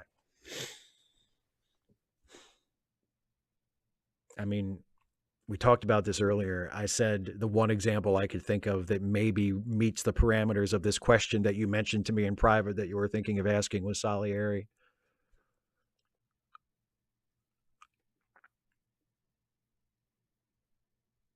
And now you say other than Salieri. I can't think of anybody. That's why I said Salieri, because I can't think of anybody else. And I could have talked about Salieri for a few minutes and answered your question, but now I can't do that. And now I can't really, I mean, what makes some real, I said remorse. Remorse for the bad thing they did that made them a villain, feeling bad about it, having a level of self-awareness that maybe they shouldn't have done what they did, and feeling a need to make up for it, to atone. You know, I think it also matters what they did. Like, I do think there are some offenses that are so egregious that there really is no coming back from them. Like, I know this is a real historical figure and not a fictional character, but I mean, could Hitler ever have made up for it? Like, if instead of blowing his brains out at the end of the war, if Hitler had turned himself into the Allies and somehow escaped execution, which I don't think would have happened. I think Hitler was going to wind up dead no matter what. But let's just say, for the sake of argument, that Hitler had been captured by the Allies instead of killing himself, and then he was placed on trial and he was sentenced to prison instead of being hanged. Even if he had a complete change of heart and suddenly felt just a bottomless well of remorse over what he did, and came to accept the evil and the wrongness of what he had done, and wanted to make up for it, is there anything he could have done to genuinely atone, to make up for that? I mean, I don't think so. And, you know, so if we're talking about a fictional character, I mean, it doesn't quite have the same weight because it is fiction and not reality. And we may be more willing as the audience to forgive a fictional character of fictional offenses, even if those fictional offenses are unfathomably evil, because it's fiction and we have that separation. I do think there are certain things that I don't know if you can be redeemed for. Darth Vader saved Luke. Okay. Does saving his son at the last second, does saving his son's life literally, 5 minutes before he dies, atone for all of the evil shit that we see him doing in the prequels? Now, in Return of the Jedi, and if you just watch Return of the Jedi just on its own as a story, I think it works well enough. I think the redemption plays well enough because our attention is drawn to the Vader and Luke relationship, and it hinges on Vader's love for his son overcoming his loyalty to the Emperor. And that's what it's about. That's what our attention is drawn to. So I think it works. But if you consider all of Vader's life as we see depicted in the prequels, I mean, it's bad enough that Vader was in the Empire to begin with. And it's bad enough that Vader was on the Death Star when they blew up Alderaan, and that he actively participated. He blew up a whole ass planet full of people. That's pretty fucking terrible, right? He killed millions, billions of people. That right there, it's hard enough to say, well, yeah, but he saved his son in the last few minutes of his life, so he turned into a good guy at the end. That's a pretty big fucking crime to atone for. But now we know, in addition to that, which he didn't do all by himself. He was part of the regime that did it. And he was definitely, he has blood on his hands because of it, for sure. But now we also know, because of the prequels, that he has personally murdered a whole bunch of kids on multiple occasions. He murdered a whole bunch of kids at the Sand People's Village in episode 2. And then he murdered all those kids in the Jedi Temple in episode 3. So he's personally murdered a whole bunch of little kids, in addition to playing a part, having a hand in the destruction of an entire planet in the original Star Wars. So, I mean, I think it's a very good question, philosophically and morally, as to whether it would ever be possible for Darth Vader to redeem himself. I mean, he could, like I said, if you watch Return of the Jedi and you're just watching Return of the Jedi and you're not worried about the other shit that happened outside of the scope of that film, dramatically, I think the redemption works pretty well. But I mean, if we place ourselves in the shoes of if we imagine that that's a real world that really existed and it's not just a story, and we place ourselves in the shoes of someone who, lost a family member or maybe all of their family members on Alderaan, or someone who was close to one of those kids that got whacked in half with a lightsaber that was held by fucking Anakin Skywalker. I mean, would that be enough for them? Would they say, oh, he murdered billions of people, including my own family, but you know what? He saved his own son right at the last second. So, yeah, I think he's okay. I think he's cool with me. We're square. Like, is that how that, I don't think that would work. Anyway, that's as good enough. That's as much of an answer as you're going to get, because you screwed me over and you took Salieri away. You knowingly removed the one example I had in the chamber ready to go. Not cool. Not cool. M.W. Ridra, I don't know if you've been following the James Somerton drama. If you haven't, the short version is that he was a big YouTuber who spent the last few years nonstop lying, plagiarizing most of his work, conning his fans, and instigating harassment campaigns against smaller queer creators he saw as a threat to his career. It's had me thinking about my default stance of taking it at face value whenever someone claims to have received death threats. See, every time anyone has criticized James in even the most polite manner, or even asked politely that he credit their work, he'd make a dramatic post to his fans about how stressed he is and how that person is running a harassment campaign against him, and he has been receiving death threats because of it. Then, of course, his fans would gang up and harass the person he said was harassing him. I can't prove that he didn't receive death threats every time, but I'm still finding it very hard to believe him for obvious reasons. Am I out of line? No, I mean, I after watching that H-bomb video, I don't think it's out of line to disbelieve him for anything. You know, I mean, yeah, I had no idea who he was before I watched that H-bomber guy video. But now that I've watched the H-bomber guy video, I mean, the case against him is pretty damning. It seems pretty conclusive. And his reaction to it suggests that he knows this is it. He has finally been called out in a way that he can't weasel out of and he can't deny, and he can't escape by saying, by playing victim, as you described how he has done in the past. And apparently he deleted his Patreon, he deleted his Twitter, he turned off comments on all of his videos. He's like, okay, this is it. They got me. So, I mean, after that, I don't think you're out of line for doubting anything he's ever said in public.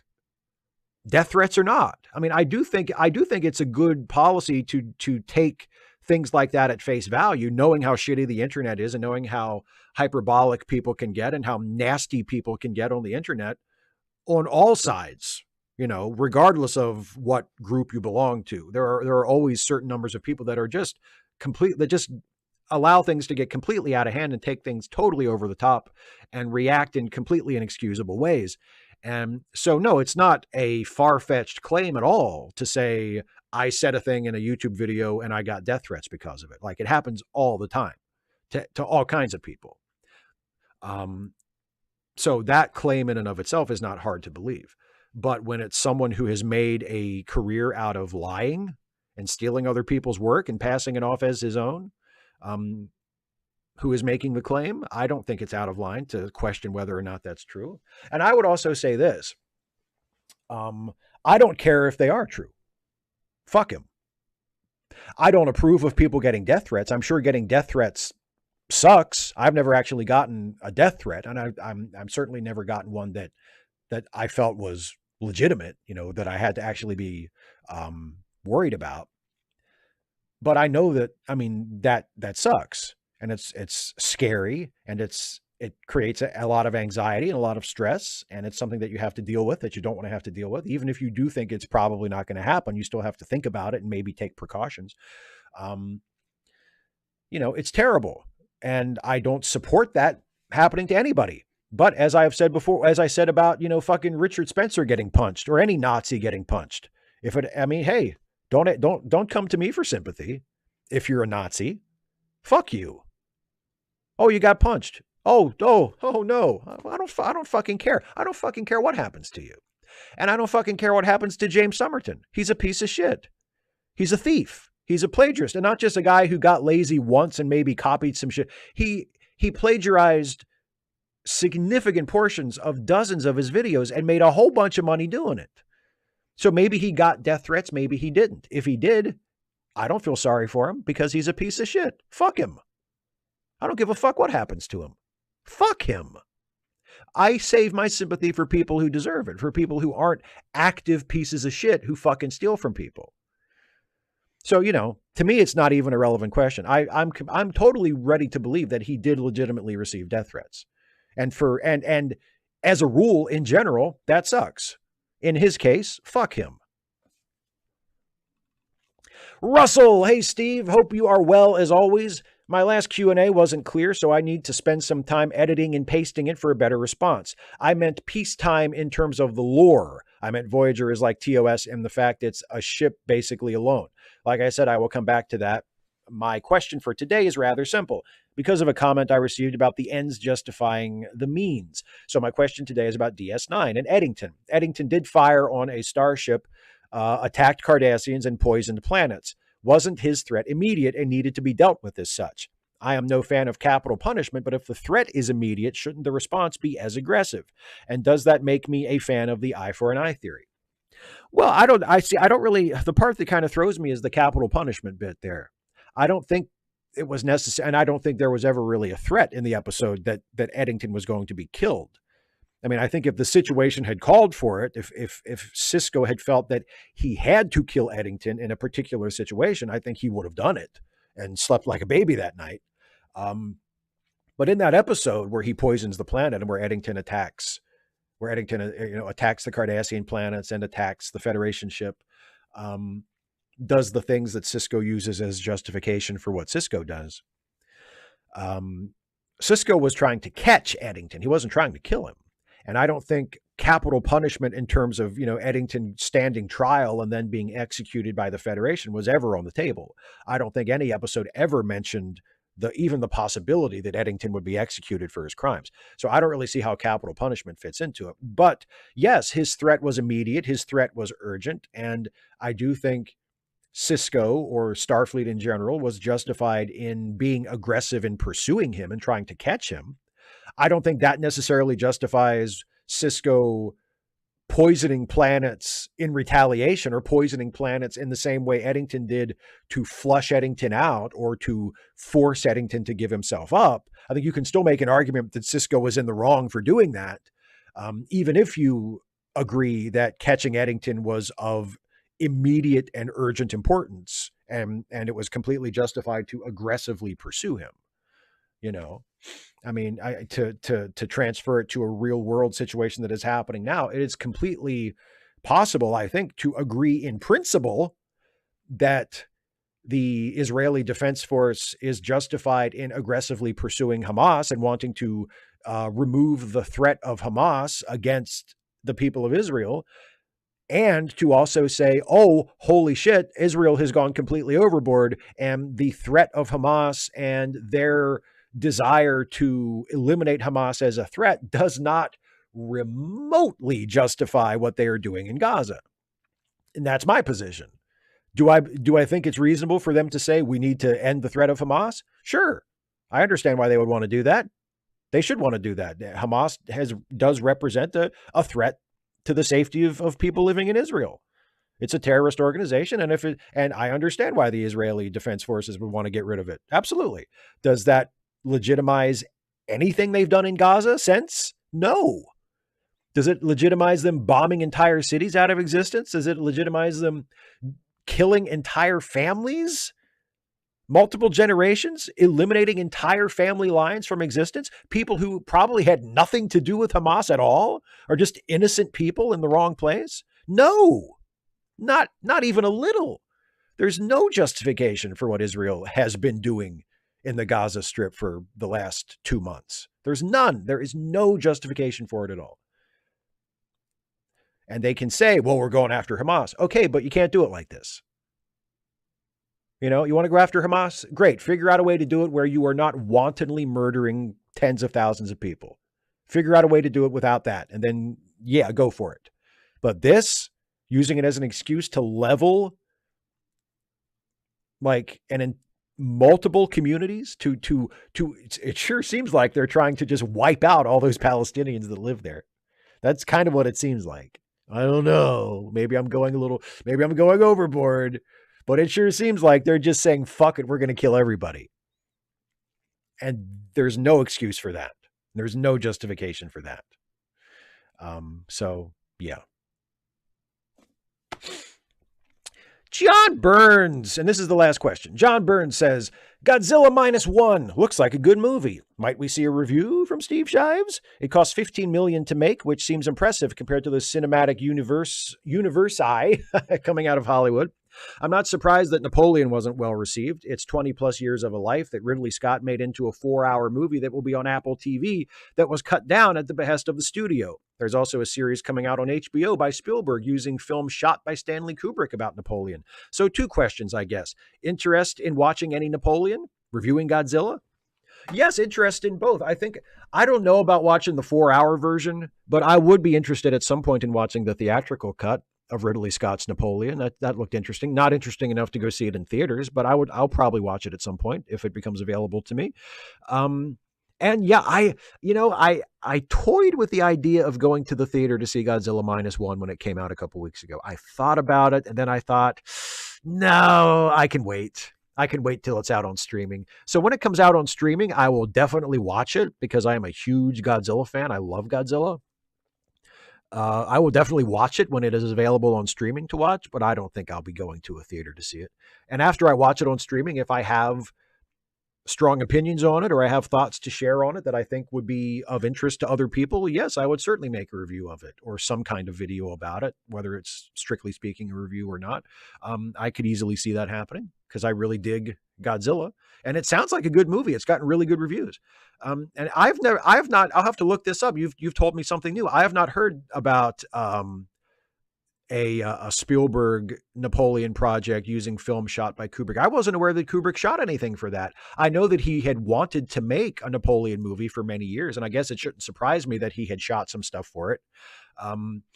But as far as I was not aware that he had done that. I thought that was just a project that he had in development for a while. I didn't know that he had shot anything for it, and certainly not shot anything that, was substantial enough that it could be repurposed into an HBO series. I would presume that additional footage will be shot to supplement it, that it won't be just what Kubrick shot, but maybe I'm wrong. I don't know. But yes, I'm very interested in that. I will definitely check that out if it ever comes to light as well. So, all right, that's the end of the patron and member questions. Thanks everybody thanks to all my wonderful patrons and members.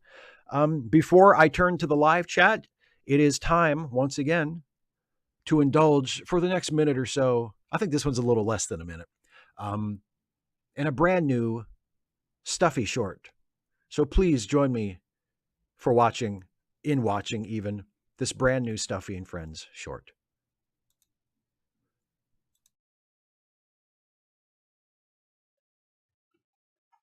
Do you suppose it's true that everyone has a kink? I suppose. What's yours then? You first. I've got 2, and it's a tie. One is when Pedro Pascal kills people. Oh, like in a TV show. Whatever. I'm not particular about the details. Okay, and what's the other one? Tits. That's a popular one. Go on then. Your turn. Well, when I find someone attractive, what really turns me on is their mind. Oh, piss off. I also would have said tits, by the way. So there we go. Brand new Stuffy short. How about that? All right, let's turn to the live chat. Oh, is Stephen Clenard making friends again? I just saw a super chat from Stephen, tongue in cheek, before anybody gets too mad at him. Hey, Steve, I bet you'll change your tune on trans athletes when they start dominating pro wrestling. You know what? Actually, there are some trans pro wrestlers. There's actually a trans pro wrestler in AEW named Nyla Rose. And she was I think she was one of the finalists in the tournament for the first AEW Women's Champion back in 2019 when the company started and they crowned their first champions. And she didn't win it.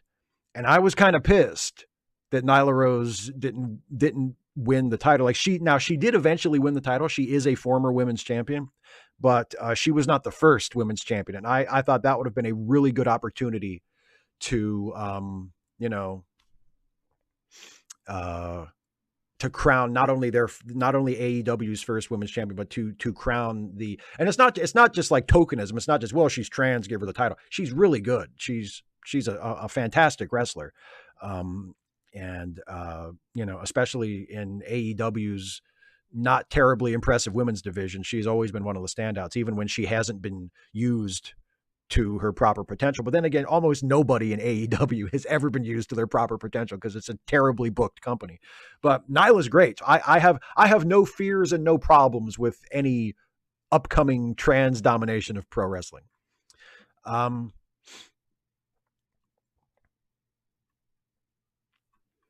Dana's yelling at me.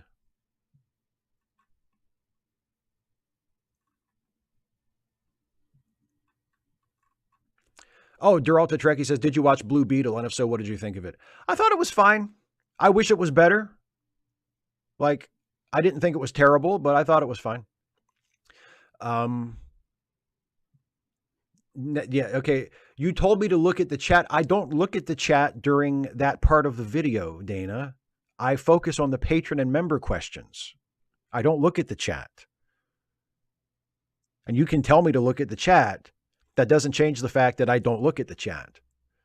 And you said other than Salieri. You said other than Salieri. And I'm glad that you all had a great discussion about Salieri while I wasn't paying attention. But I told you ahead of time that because I say it every week or every other week, every time I do this show, I don't look at the chat when I am answering the patron and member questions because I focus on those. So don't give me this, oh, you could have looked at the chat. What the fuck is that? 55 AD says, when your grandma died, did you view her body? I did when mine died, and I was like, I thought this would be comforting, but it's actually super disturbing. Well, I was in the room with her when she died. I was here because she died in this house. Like, this used to be her house. I was in the room with her when she died. I was with her when they came and took her away. I was here when she left this house for the last time. And then I also went and saw her in the funeral home. We had a private, like, family only viewing. We did not have like a public viewing. She didn't want that. And I understand I wouldn't want that either. But we had a private viewing just for us. And I saw her there. I can't say it was particularly comforting. I mean, I wasn't upset by it. I wasn't disturbed by it. But I wasn't comforted by it. You know, I mean, it kind of was what it was. It was, oh, this is the last time I'm going to see Granny. And yes, it wasn't, she wasn't herself. But I can't say that I took any deep comfort from it. I would have been fine if we hadn't done that, but we did it. And, you know, it was fine. Duralta Trekkie says, since I wasn't here over the past 2 years or so, do you plan, and by the way, good to see you. Do you plan on having one season of the Lieutenant's Log taking place on the Titan A from Picard season 3? No, I can say with very, very high confidence, we will never do a season of the Ensign's Log set during the Picard show. I think the current plan is to end our show at some point after after our characters move to Deep Space Nine. Yeah, that'll Deep Space Nine will be the last show that our show is taking place parallel to. We're not going to go. Jason has made it very clear to me, to Dana, and occasionally, I think to the audience when we've done live chats, the show is not going to go on forever. The show is going to end at some point when we can end it in a creatively satisfying way and have a finished show that we can all look back on and be proud of. We're not just going to keep going on and on forever just for the sake of it because, oh, we can move to Voyager and do that. We're not going to do that. We're going to do our show and end it on our terms and probably at some point while we're on Deep Space Nine. Isaiah Taylor says, what are your thoughts on the 2000 movie Space Cowboys? It's kind of a shitty movie. Dana, I've looked at the chat during the patron section before, but as a rule, I don't do that. And I'm sorry. Look, I'm not really mad at you about that question. Like, I'm honestly not mad at you, but I am a little annoyed that we talked about it ahead of time And I said, I guess I could talk about Salieri. And then you specifically said in your question, other than Salieri. That does kind of annoy me. I'm not like angry at you or anything. I don't really, I'm not going to like stay up at night brooding about it. I don't really care, but it is kind of annoying. And I'm not really, and it's like, I don't have all of this at my fingertips. I don't have all of this at the, right on the tip of my tongue where I can just come up with stuff to say, on no notice at all about really thoughtful, complicated questions that deal with like characters and literary stuff. Like I can do okay at it, but if you ask me a question and I've told you I don't really have an answer to it, and then we bring it up again and I say, oh, I thought of an answer to it that I maybe could talk about if you still wanted to ask that question. And then you ask the question and you say, other than the one answer you said you had, what else do you have to say? Like, I don't understand the point of that. I don't understand the point of that. But anyway, whatever. Water under the bridge.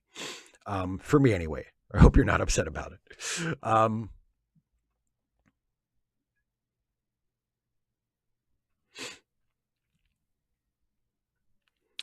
McClory with a super chat. Sorry, I was talking to Dana and I missed it.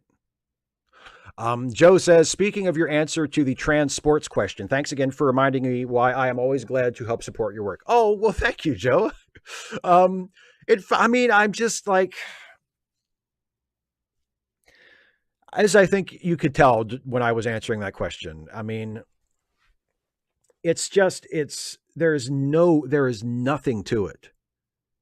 Like there are no trans athletes that are dominating any sport. There is no sport where cis women have been completely obliterated by trans women, and it's totally unfair. The trans women just moved in and took over, and what are the poor? That has never happened, ever, anywhere. But if you listen to people who are like, oh, but what about women's sports? What about it's so unfair that trans women are playing women's? We're like, they act like it's happened already. They act like if you turn on like a women's basketball game or a women's hockey game or women's track and field, like they act like it's nothing but trans women. It's fucking ridiculous. It's fucking ridiculous. Oh, Dana, I should have listed Nyla Rose. You're right. I didn't think of it. But yes, I should have listed Nyla Rose. Brian, I know I don't have a P.O. box. You don't have to send me a gift. That's fine. I appreciate the thought, but you don't have to send me a gift.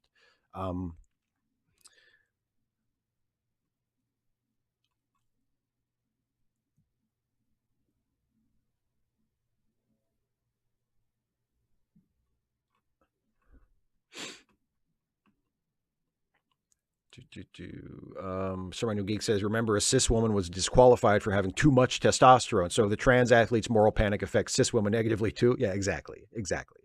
Darylette says, okay, Steve, today is 43 years since John Lennon was shot and killed. It's hard for me to pick a favorite solo tune by him, but his solo output is my favorite of the four Beatles. Oh yeah, I mean, George Harrison's solo stuff is really good too, but I think John Lennon as a solo artist was the best of them. I mean, McCartney is very prolific as a solo artist, but that's about all I can say. Yeah. But yeah, Lennon as a solo artist has some really good songs. I mean, Cold Turkey is a great song. Obviously, this time of year, Happy Christmas, War is Over has long been a favorite of mine. Yeah, Lennon's solo stuff was terrific. Geraldo Trekkie says, what do you think? Do we get rid of capitalism in a way that betters humanity in our lifetime so that poor folks like some random geek are not suffering anymore? I hope so. Should we? I think we should if we can figure out how to do it in a way that doesn't get a whole bunch of people killed.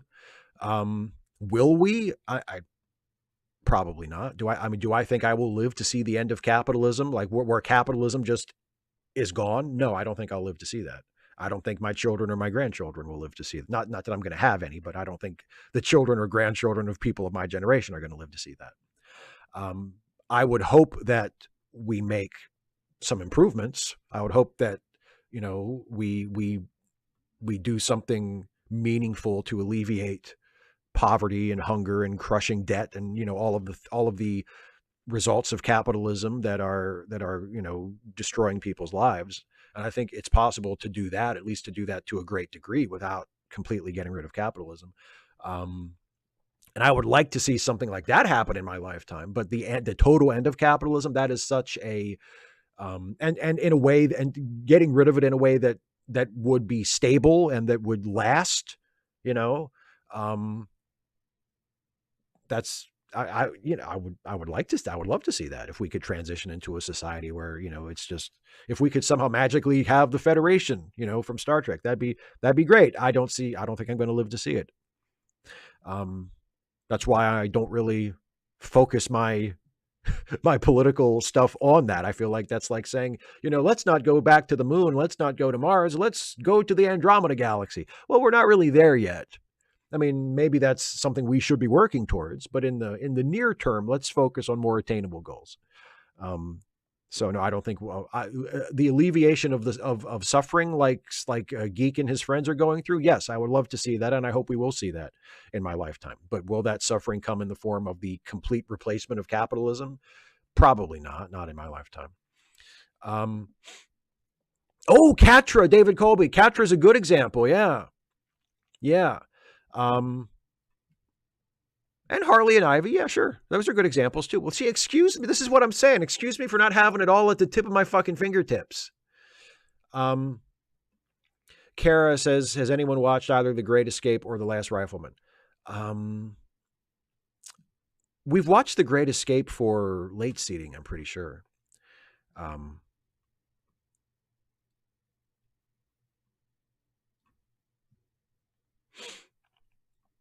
Dorota Trekkie says, what about, have I watched the 2 Spider-Verse movies? Yes, I have. The first one is way better than the second one, but the second one is still pretty good. The second one is way too long and doesn't have an ending. But it's still beautiful. It's still gorgeously animated and has some very nice scenes and some very nice moments. But the first one is a masterpiece.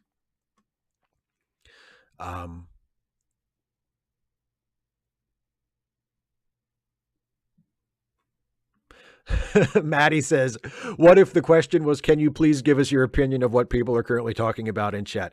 That might be a loophole, maybe. John Burns asks, was Goldust ever trans? No. Not as a character and not as a real person. In either case, no, Goldust was never trans.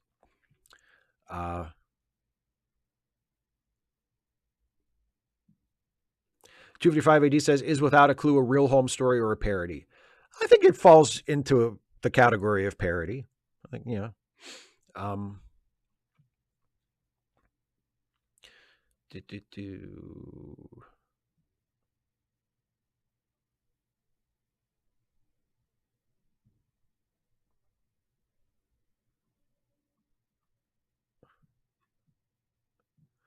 Brian says, are you planning anything for the holiday, and what are your plans for New Year's Eve? For the holiday, at some point, either on Christmas or in the days leading up to Christmas, I'm having dinner with my dad and my brother, like we did for Thanksgiving, like we traditionally do for Christmas. I'm not sure exactly when. I don't know if it'll be on Christmas Day or if it'll be before Christmas, but at some point between now and then, we're going to have a family dinner. Other than that, no plans for New Year's Eve. My plans for New Year's Eve are to go to bed at 9:00 and wake up the next morning on January 1st. I've said for many years, my ideal New Year's Eve is going to bed well before midnight and getting a good night's sleep and waking up the next morning. So those are my plans for New Year's Eve. Caitlin L., I misread that as Lennon as a solo artist. Yeah, not as good. Not as good.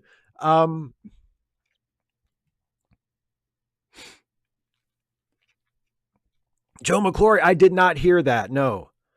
Where Ben Shapiro said his trans panic movie Lady Ballers was going to be a documentary, but they couldn't because the NCAA would not let his plants in. Which kind of gives away the whole thing, right? Like, they tried to do the thing they claim people are doing, where, men are pretending to be women Of course, in their minds, that's what trans women are. All trans women are just men pretending to be women. But they tried to do the thing they claim people are doing, and they couldn't do it. They couldn't get away with it. So that kind of proves that the whole thing is bullshit, right? Right? That it's not that easy? That you can't just say, oh, I can't compete with the other men. I'm going to become a woman and do that. Like, it's not the way it works. It's not the way it works. It's not the way it's ever worked. You can't do that. Yeah. Okay, David, well, do what you need to do. Do what you need to do. If you need to send me some anthrax, that's fine.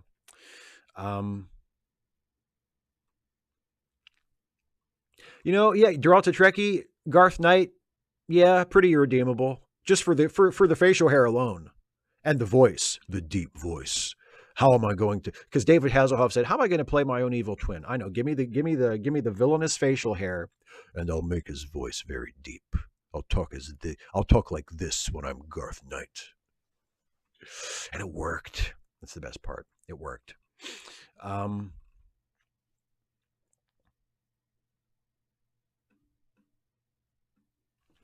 Dana asks, would you feel bad for James, what's his name, the plagiarist, if someone actually attempted to follow through on the death threat, or does profiteering off of someone else's work and creativity cross the moral event horizon? I wouldn't care. I honestly wouldn't care. He's dead to me. I don't fucking care what happens to him.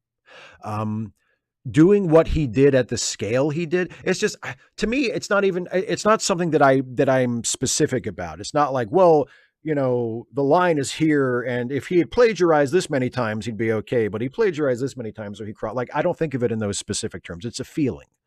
It's a sense I have. It's an intuition. It's a completely emotional, subjective judgment. And the judgment is, oh, he's a piece of shit. So fuck him. I don't care what happens to him. I'm not going to wish any harm on him. I'm not going to say, oh, gee, I hope something horrible happens to him. I don't. But if something does, fuck him. I don't care. Fuck him. He's a piece of shit. So that's as specific as I get about it. Like, I can't give you any more of a precise answer than that, because that's how I feel. Prairie Fire, thank you very much. And Boxy Brown 6900 says, with a member message, have you been watching the second season of Quantum Leap? Yes, I have. Was there a new episode this week? I know they released, I think, 5 or 6 new episodes, and then I think those were the ones that they had completed when everybody went on strike. So I know they have more episodes coming, but I don't know. I don't think they have any new ones out, or maybe they have. I haven't checked. I didn't check Peacock this week to see if there was a new one. It's been all right. I mean, it's still watchable. I still enjoy it. I enjoy the leaps. I enjoy the actual stories of the leaps. I could not care less about the stuff happening in present day. I wish they would just get rid of that completely. Like, I don't give a shit about the team and their little soap opera and their little drama about, the microchip that worked with Ziggy, and, I don't give a fuck. That's not what I'm here for. I don't care about the people behind the scenes. I care about Ben in the leap. Just pick one of those people to be his hologram. Actually, the episode that took place during the LA riots where Magic stepped in and was his hologram. I actually thought the dynamic between Ben and Magic was really good. And making Magic his full-time hologram seems like that might be a good idea. But like, just pick someone to be the hologram. And just leave. Like, we don't need to see. I don't give a shit what happens at Project Quantum Leap. I don't care. That's just, to me, that's just filler. That's just distracting from the guy who is time traveling, who should be the focus of the show. There's this guy who has traveled back in time and is inhabiting the body of a person in the past and is trying to change history for the better. But enough about that. Let's catch up on the interpersonal dynamics of Team Quantum Leap in the present. Who gives a fuck? And that has always been the flaw of the show. In the first season, that was the flaw of the show too, is that it grossly overestimates how interested I am in the lives and the goings on in Project Quantum Leap in the present. I don't give a fuck. I care about Ben and the leaps. Give me more of that and less of the other shit that I don't give a fuck about.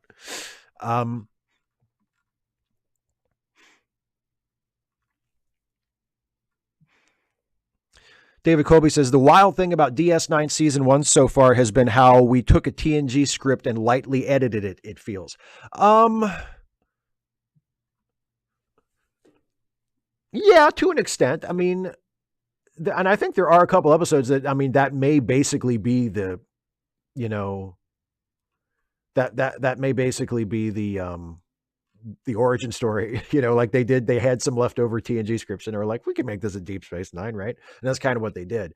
But yeah, I don't think that's a completely unfair comment, but I still think that the first season of DS9 is way better than it generally gets credit for.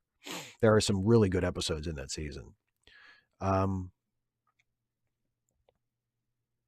Maddie, yes, there is a new Quantum Leap. It's in its second season. And it's generally okay. It's had one or two very good episodes and a lot of other episodes that are just kind of, okay. You know, there's potential, and God, I want it to be good. I want it to be good because I love the original Quantum Leap, and the bones are there in this new version for another really good show. Like, and it's like, just do more of what you're good at and do less of what you're bad at, you know? Like that's the simple formula. There's the potential there for a really good show. Just stop doing this shit that doesn't fucking matter and has nothing to do with the premise of the show and focus on the premise of the show with Ben, who is a terrific lead. You know, and pick one of these. And that's the thing. The individual characters that make up Team Quantum Leap, they're all good and the actors are all good. Like I have nothing against anybody in the show. It's just there's too many of them and I don't give a fuck about anything they do and the show's not about them and I don't want it to be about them. So pick one of them and make them the hologram and just move the rest of them off, you know, say, oh, thank you very much. We don't need you anymore. You're free to pursue other jobs, you know? Geralt Trekkie says, is Superman and Lois better than Lois and Clark? Does it make me a bitter person when I'm glad that the Snyderverse is really gone?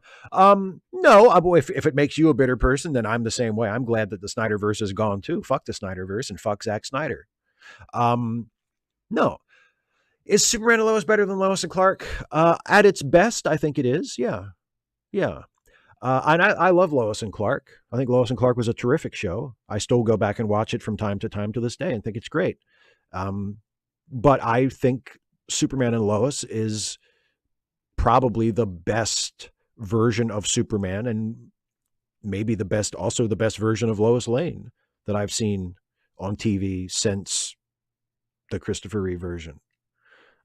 It's just a really, really good take on those characters. So I would say Superman and Lois is better than Lois and Clark.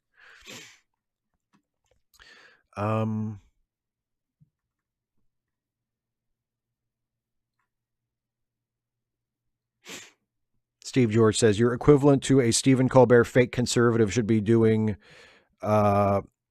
cab of the truck 3 to 5 minute podcasts about wokeism. You've already got the beard and I have no idea what cab of the truck is. But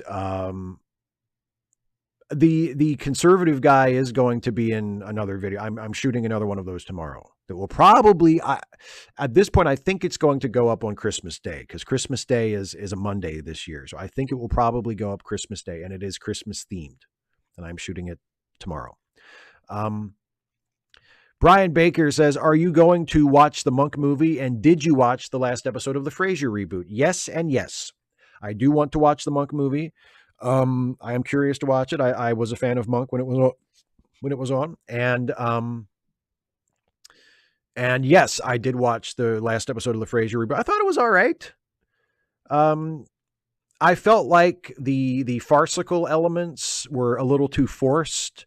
I thought like the concept was strong of having the two parties going on simultaneously and having Freddie having to keep running back and forth across the hall to kind of keep both things going, and having to always run back over and deal with some crisis involving Frasier because he wanted to be there for his dad. I thought like the concept was sound, and a lot of the little mini stories they had going in, you know, along with everything were funny, but like I felt like Frasier fucking up that much and in those extravagant ways was a little too far. Like it wasn't credible to me, and it felt a little too forced. But yeah, I thought it was all right, and that's basically my opinion of the reboot as a whole. It's not bad. It's all right. There are some good bits. At its best, it reminds me of why the original Frasier was such a great show, but it's not, it itself is not at that level. But, it's okay. I appreciate that they aren't just trying to reach back and redo stuff from the old show. I appreciate the amount of new stuff, that really the only thing that's carried over from the original show is Frasier. Everything else is fresh. It's characters we haven't seen before, or at least characters played by actors we haven't seen before. I mean, yeah, there was a guest appearance by Lilith, and that was fun. And there was a guest appearance by Roz in the last episode, and that was all right. That felt a little fan servicey, especially since Roz didn't really do much in the episode. She was just kind of there. And at least Lilith had some funny lines in her episode. But for the most part, they've avoided that. It's just they've been doing a show about the same character in a similar style to the original Frasier, but it's new stuff that they're doing, and I do appreciate that. 255 AD says, my brother was gifted a meal at a super fancy restaurant where the celebrity chef gives you a set menu. Would you want to eat at a place like that? No, I do not enjoy fancy restaurants. I would not want to eat at a place like that.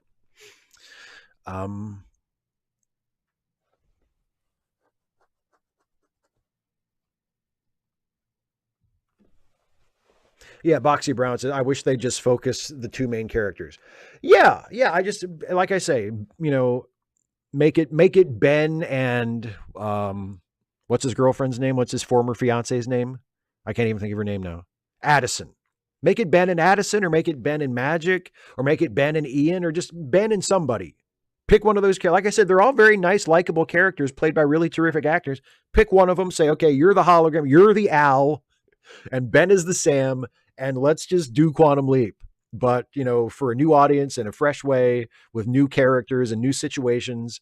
And hopefully, every once in a while do an episode that deals with a relevant social issue like they did in the previous season of the new show with the trans athletes episode, which was a really good episode and was, a little clumsy in its messaging, but I really appreciated the fact that they did an overtly political episode that fearlessly dramatized a very relevant current political issue, and took the side of the oppressed people, of the marginalized people, and used the show to argue for their dignity and equality and that they should be treated better. I thought that was wonderful.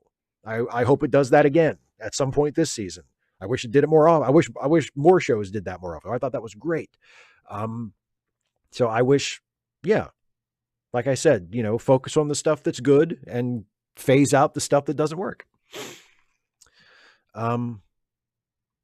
Kirok says, did my Q&A question not go through? I may have missed it, my friend. Let me check. I've missed a couple of super chats, actually. I apologize. Carlisle the Cinephile says, just to be clear, you weren't calling me insufferable when I asked my Spider-Man question. No, of course not. Of course not. And Kirok, it looks like I didn't see your Q&A question.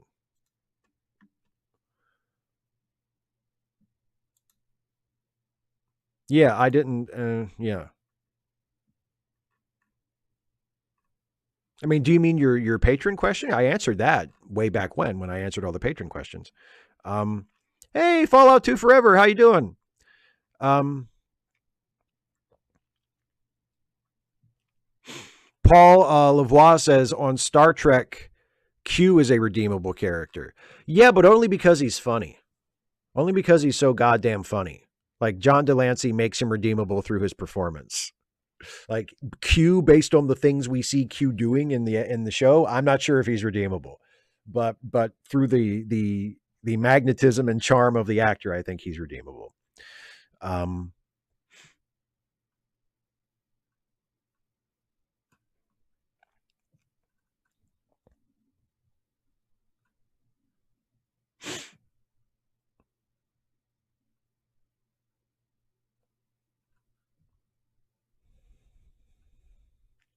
Geraldo Trekkie says, will we ever see humanity go to Mars? I'm cautiously optimistic about that. I'm not prepared to say I'm sure we are, but I would like to. Yeah, I think that may actually happen.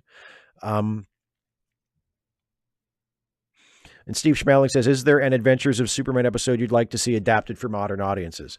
I mean, technically it's not an episode. Technically it's the movie that came before the show, but I would love to see Superman and the Mole Men adapted for modern audiences.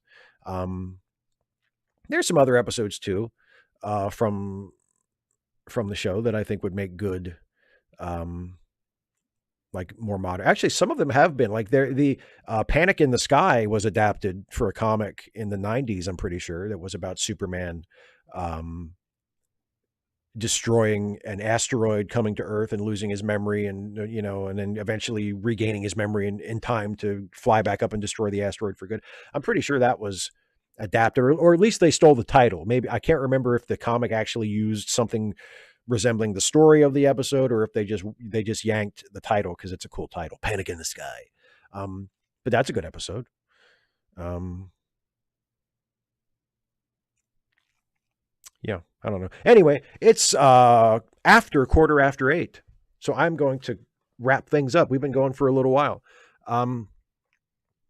So, okay, wait a minute. One more question. Steve George says, what's it like to be famous, at least on your level? And aside from monetary considerations, is there any reason why you might ever entertain being much more famous? I do not feel as though I am famous at all. I don't think I am. I don't think I'm really not even YouTube famous. So I don't feel famous. And I mean, the only thing that is attractive about fame is that typically fame accompanies success, and success accompanies financial independence. And that would allow me to do more of the work I want to do, and do it better than I am currently able to do it, and take more time than I am currently able to take to do it, and have more breathing room and more of a cushion to do it the way I would want to do it, and not have to,